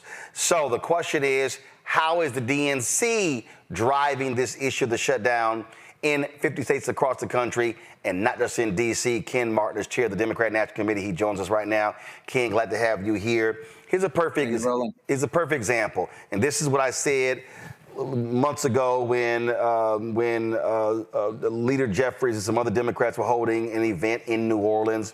And I said, I don't understand why they have 5 Democrats in New Orleans. I get it. I said, but I would have actually sent a member to each district office of Mike Johnson, and I would have had simultaneous news conferences outside of those district offices. That way I can get local media, I will get state media, I'll be impacting national media. So what is your strategy in these states, in these counties, in these places where people are impacted to tell the story of the shutdown, how it's going to negatively impact regular, ordinary folk? Well, first off, Roland, thank you for having me tonight. As always, it's great to be here. And you're absolutely right. Unfortunately, millions of Americans are being impacted by this shutdown right now. They're being impacted by the disastrous big ugly bill that passed this summer. And of course, the policies that Donald Trump and this administration have been pushing from day one. And where you're spot on is we need to tell the real stories, right? It's one thing for politicians to get up there and talk about fighting for this. But what you're saying is exactly right. We need to show people the real impacts of this, and there's no one better to show the real impacts than people whose lives are being impacted on a daily basis by what's happening right now with this shutdown.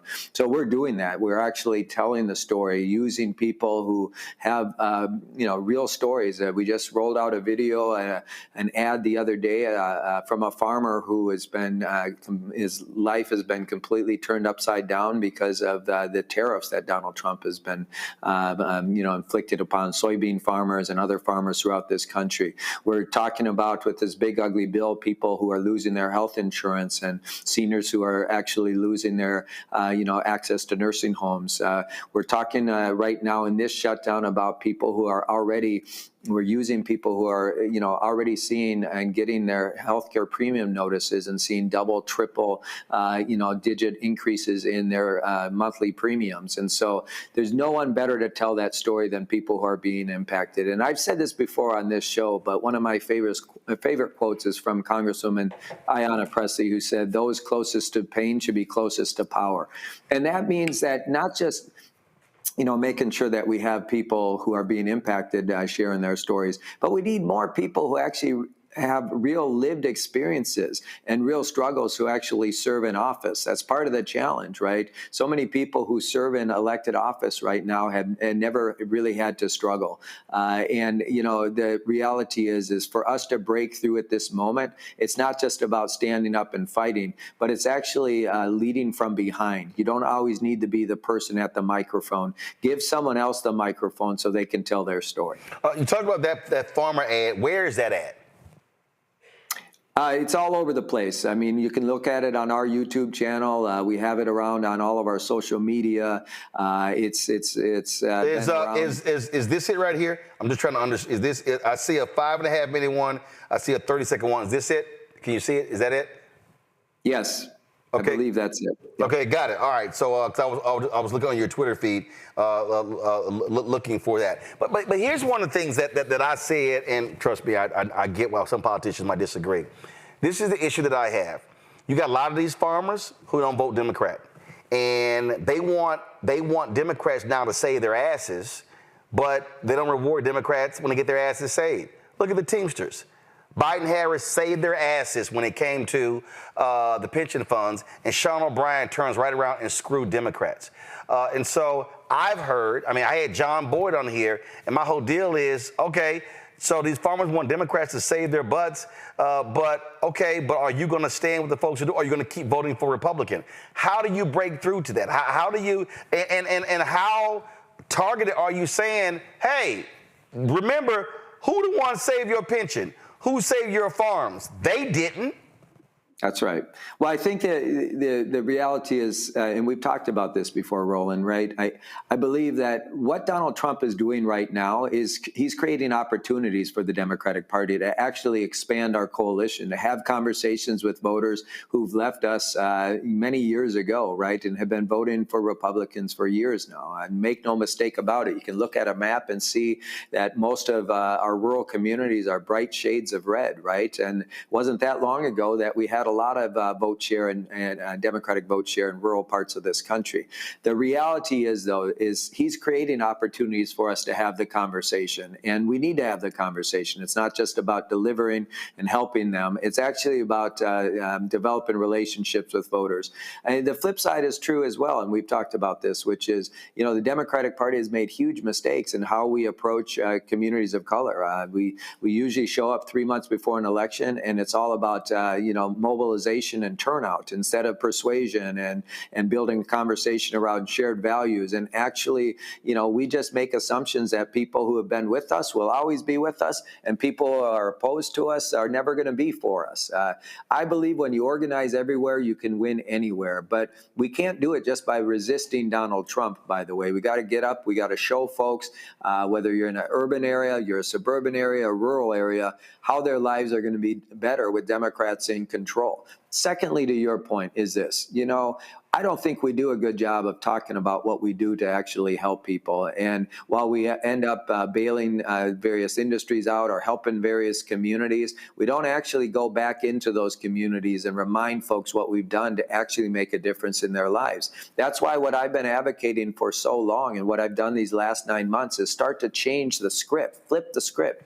We need to be out there organizing year-round, having conversations with voters that start around their hopes and dreams and eventually around shared values, never talking about elections or candidates, never talking about party, but really starting to build relationships with voters throughout this country again. And that starts right now by having organizers on the ground. The Democratic National Committee, of all the committees here in Washington, D.C., we're the only ones that actually are organizing right now, that are doing direct voter contact, that are engaged in conversations with voters, and frankly, taking advantage of the opportunities that Donald Trump's helping to create with farmers and rural voters, with Latino voters right now, with communities of color that are being targeted by this administration, with people who are being kicked off of their health insurance, people that are being deprived of food assistance, right? These are all opportunities for the Democratic Party if we take advantage of it and start actually having the right conversation. So you talk about those things. Where are those things happening now? And are you live streaming those events? How are you driving the messaging? Have you seen the results of that in terms of show up in fundraising, in engagement, and how are you measuring the impact of what all things you just described? Yeah, look, I mean, let me tell you what's been happening around the country. There's been 45 elections on the ballot since Donald Trump was inaugurated. In all 45 of them, Democrats have overperformed at a historic rate to the tune of about 16 percentage points, which is a historic overperformance. And that's as a result of our organizing in those communities, of having the conversations, of making the investments in down ballot races and making sure that we're organizing everywhere. And so, as a result, we've won many of those elections. And of course, there's wind at our back, right? Right now, we just launched a tour through HBCUs here, starting those conversations again on historically Black college campuses earlier than ever before, because we need to build relationships with voters and not just assume that they're going to be with us.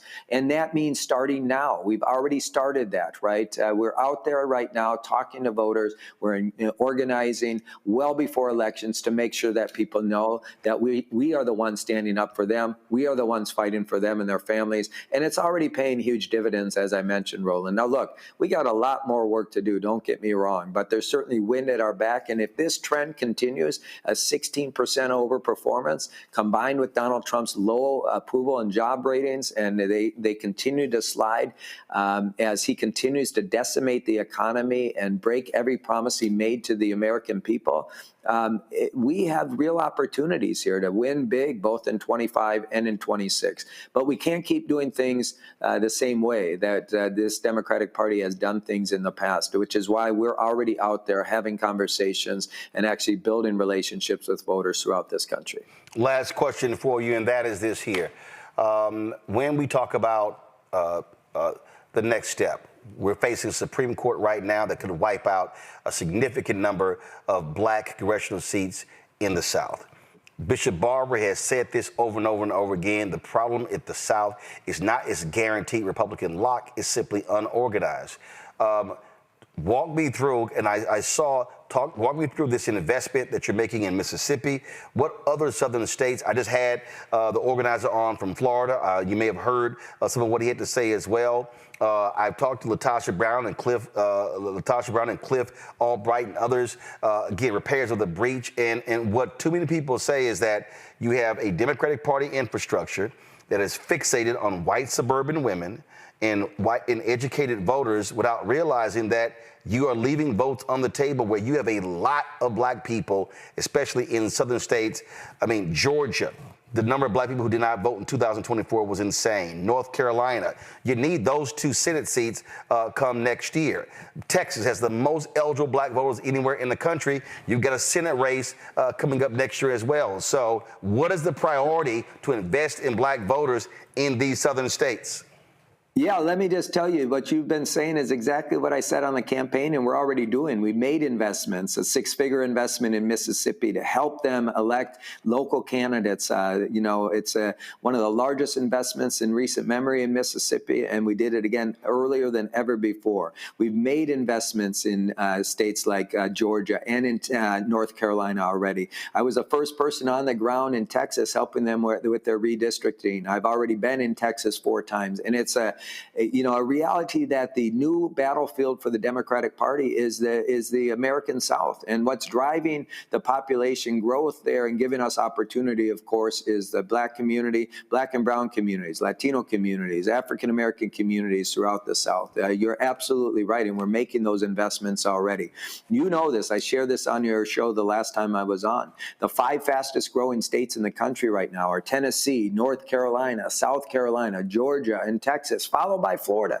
6 of the 10 fastest growing states are all in the South, meaning that after the 2032 reapportionment and after the 2030 census, that's where the power is going to be. That's where the next presidential race in 2032 will be decided. That's where the power for majorities in Congress will be decided. And so we're already laying down a marker right now. We've made investments in those states in the South, and we'll continue to do it. As I said, I've been in Florida already 4 times. I was down in Georgia campaigning for Deborah Shigley, our candidate running for state senate there. And while she didn't win, she overperformed by a significant margin. I spend a lot of time down in the U.S. South, and it's really important part of our calculus moving forward. But let me say this, which is really important. We are not going to anymore as a Democratic Party take any community of color for granted. Now, you're right. I would disagree with you a little bit that it's not that the U.S. South is unorganized, right? It's the fact that we have a number, Texas is not a red state as an example. It's a non-voting state. And Mississippi is a good example. We have 40% of their population is African Americans, right? And it's a low turnout state. And the reality is if we change the laws there, made it easier for people to vote, got rid of some of these Jim Crow era voting restrictions that are on the books in states throughout the South, made it easier for people to participate in their democracy. Right, but Ken, the only way you can make it easier to change the laws if people are organized and mobilized to vote. And look, I don't disagree. I mean, when Beto, perfect example. Okay, you said you've been down to Texas. All right, there are 254 counties in Texas. How many county Democratic offices do you have? Well, this is one thing I've been actually talking about because that's a good example of where we're not organized. Right, that's what I'm saying. So there are 254. For the longest, it was only 81. That's 2/3 of the state where you do not have a county Democratic presence. Ain't no way you're gonna win if you're not in 160 plus counties. And so when I say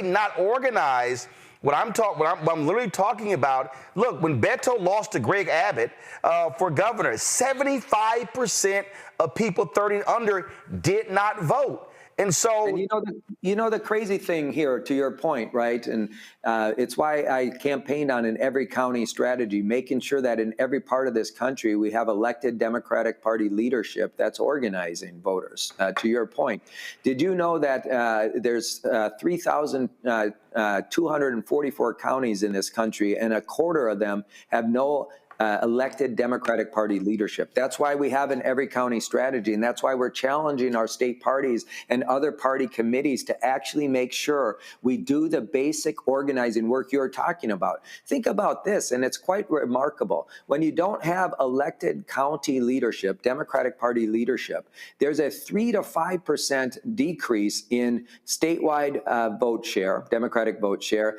and the same corresponding decrease in congressional Democratic vote vote share, meaning we lose votes in those places because we're not organized. It's pretty simple. It doesn't take a rocket scientist to figure out what you and I are saying here. And so some of this is just basic organizing work that needs to be done. And we're doing it right now with this every county strategy. But let me say this. I think the reality is that's one step. And the reason why I challenge you on this a little bit is because we see that there are a number of attempts. I was down with Latasha and others today at the Supreme Court during the Louisiana versus Calais case, because this is a critical ruling that's going to come that's going to completely gut the Voting Rights Act and make it even harder for people to be heard in their democracy. This is what's going on. The Republicans in this country know they're on the wrong side of demographics. They know they're on the wrong side of the issues. And at the end of the day, instead of going out and trying to earn the support of the Black community, going out and trying to earn the support of Latinos, going out and trying to earn the support of Asian voters, what are they trying to do? They're trying to make it harder for communities of color to be heard in their democracy. It's shameful on the 60th anniversary of the Voting Rights Act that this court and the Republicans, under the direction of Donald Trump, are trying to completely gut the Voting Rights Act. You know this better than I do. People literally died for this right to vote. The civil rights movement was about what was passed in 1965 with the Voting Rights Act.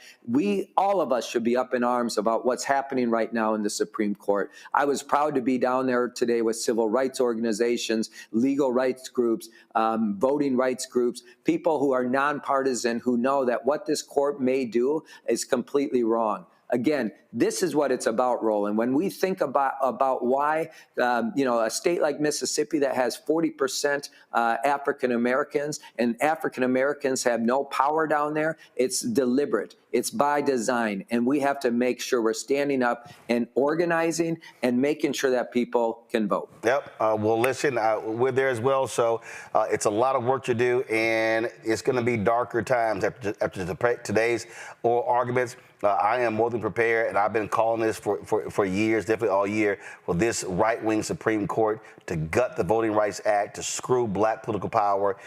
And I keep saying to the Black voters, I need 70, 80, 90% turnout, because if we vote our numbers, we can repeal this. We can take over state Supreme Courts. We can win statewide office. We can break these Republican supermajorities in the legislature. But it has to be, again, organized and mobilized efforts. Ken Martin, we appreciate it. Thanks a lot. Thank you, Roland.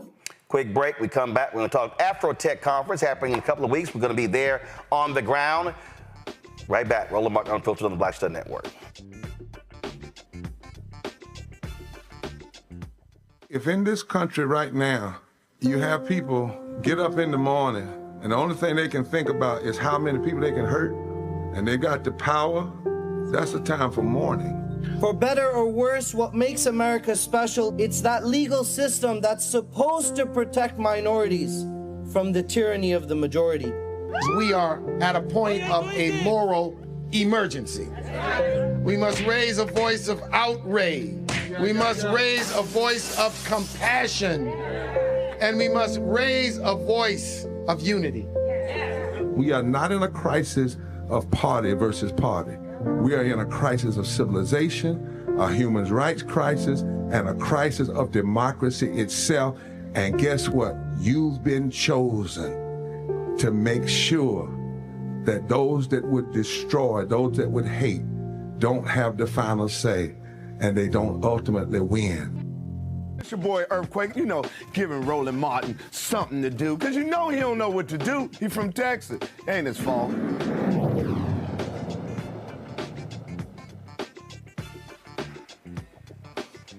Folks, this year, Afro Tech will take place at Houston's George R. Brown Convention Center beginning October 27. Thousands will attend the Building What's Next conference, which will feature prominent figures such as Stacey Abrams, Microsoft's Mustafa Suleyman, and Google's Adrian Lofton, alongside thousands of Black engineers, founders, and creators shaping the future. AI, obviously, going to be a huge, huge issue. Jeff Nelson joins us from Atlanta. Jeff, first of all, for folks who don't know, how long has Afro Tech been happening? This is the 9th year of Afro Tech. So first of all, thank you so much for having me, Roland. We're excited for year number 9. Next year will be year number 10, and we've got some great things planned this year as we look towards the future. And so because I went 1 year, you used to be in Oakland, correct? That's right. So this is our 2nd year in Houston. And let me talk a little bit about our strategy in terms of where we have Afro Tech.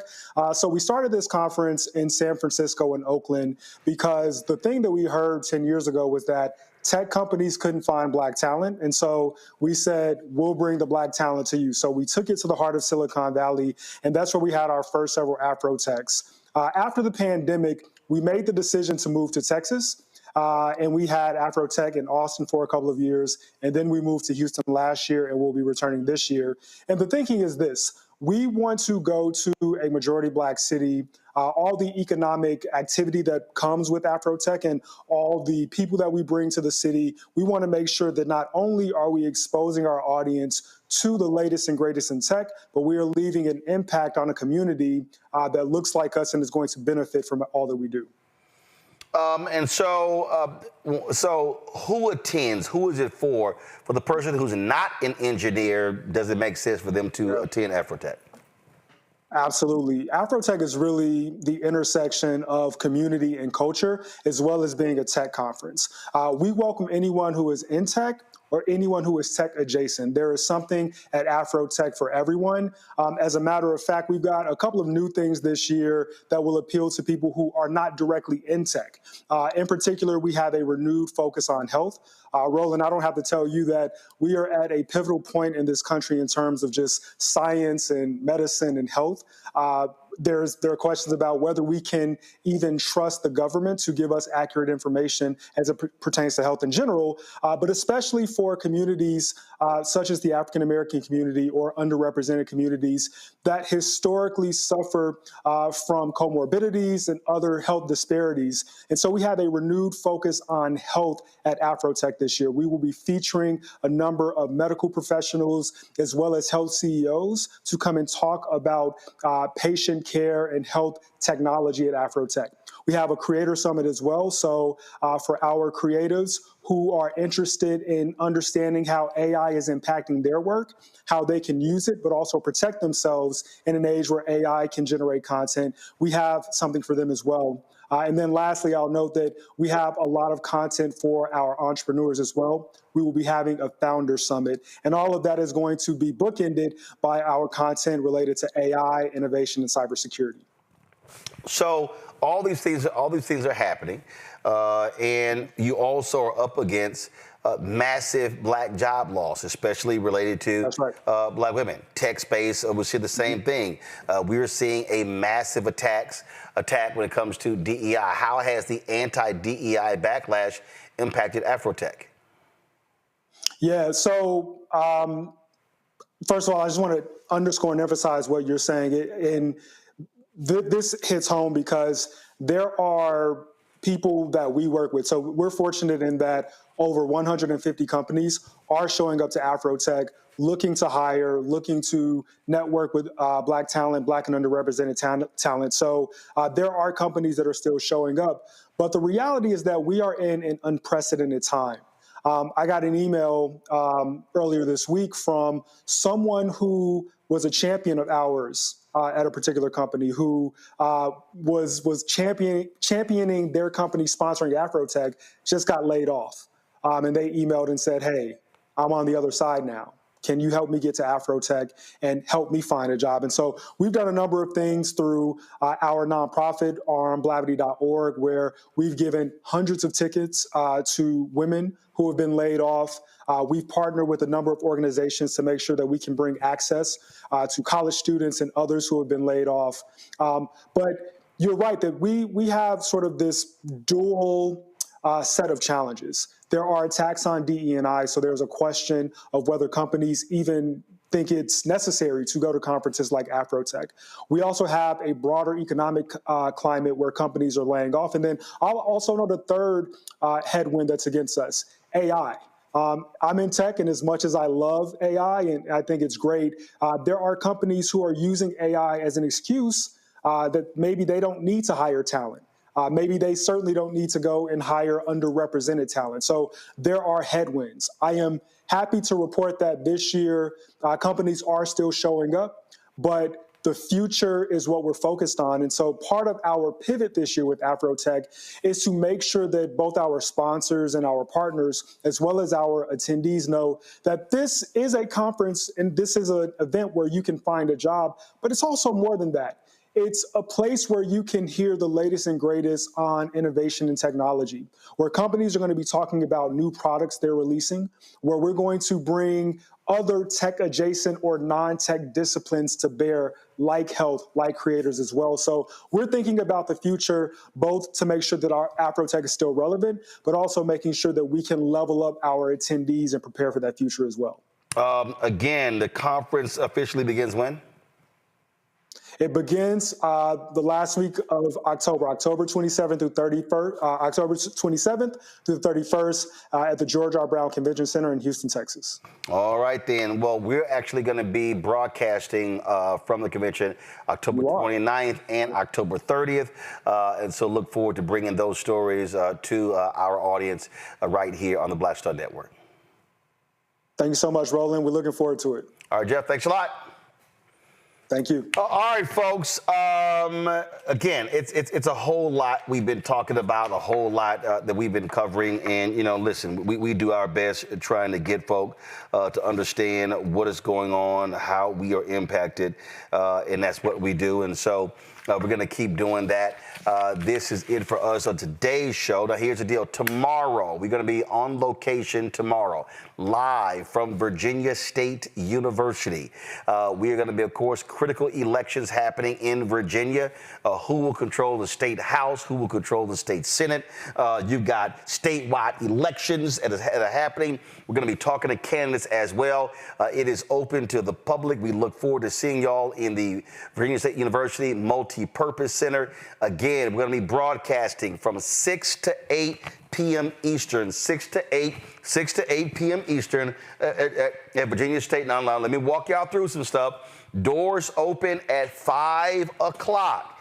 Now, ain't no guaranteed seating and all that stuff, so y'all need to get there on time. Come on through.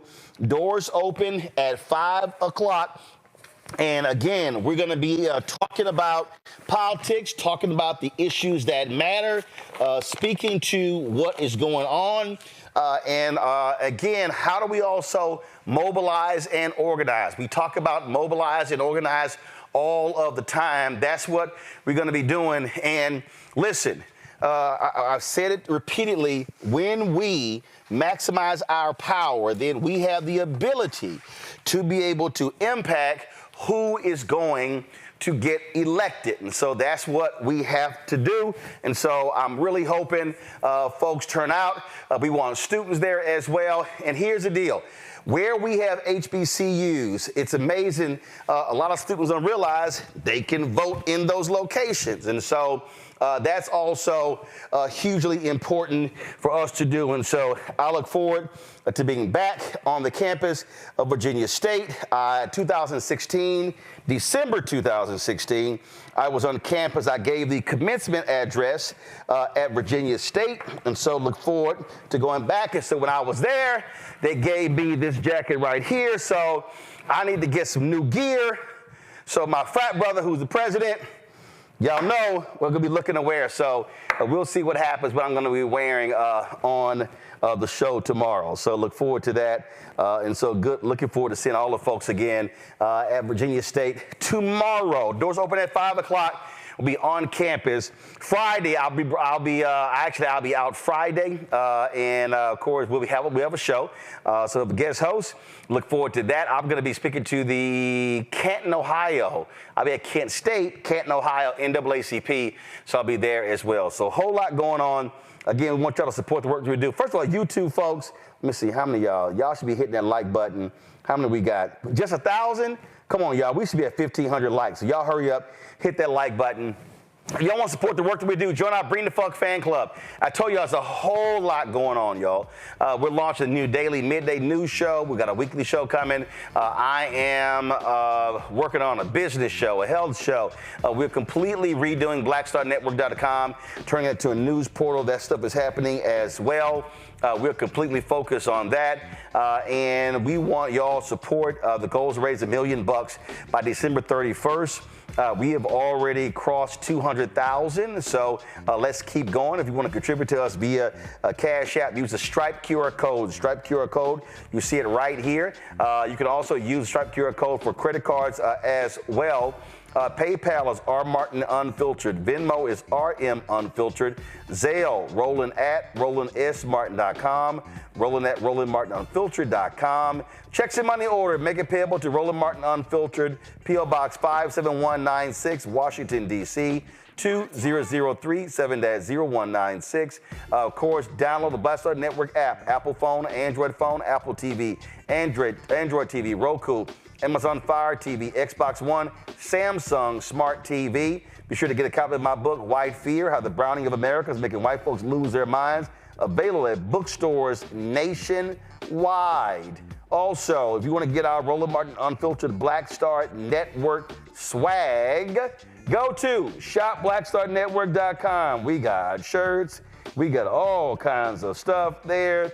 Mugs, wall art, you name it, we got it. Also, all these products here, you see to my left, these are all black-owned products right here. We got them on shopblackstarnetwork.com. And so you see these backpacks. We've got some skincare products. We got these chips right here. We've got black crossword puzzles. We got black toilet paper. We got all, yeah, we got, of course, you got the, come on, pull, give me a wide shot, y'all. You got, of course, the smocks right here. We got the smocks, all this stuff. Again, we've got sauces. Remember, we got Mrs. Pruitt's Gourmet Cha-Cha Hot Sauce, all kinds of stuff, all black-owned companies. And so we want y'all to support these companies by going to our site, shopblackstarnetwork.com. Go to shopblackstarnetwork.com. To support these companies.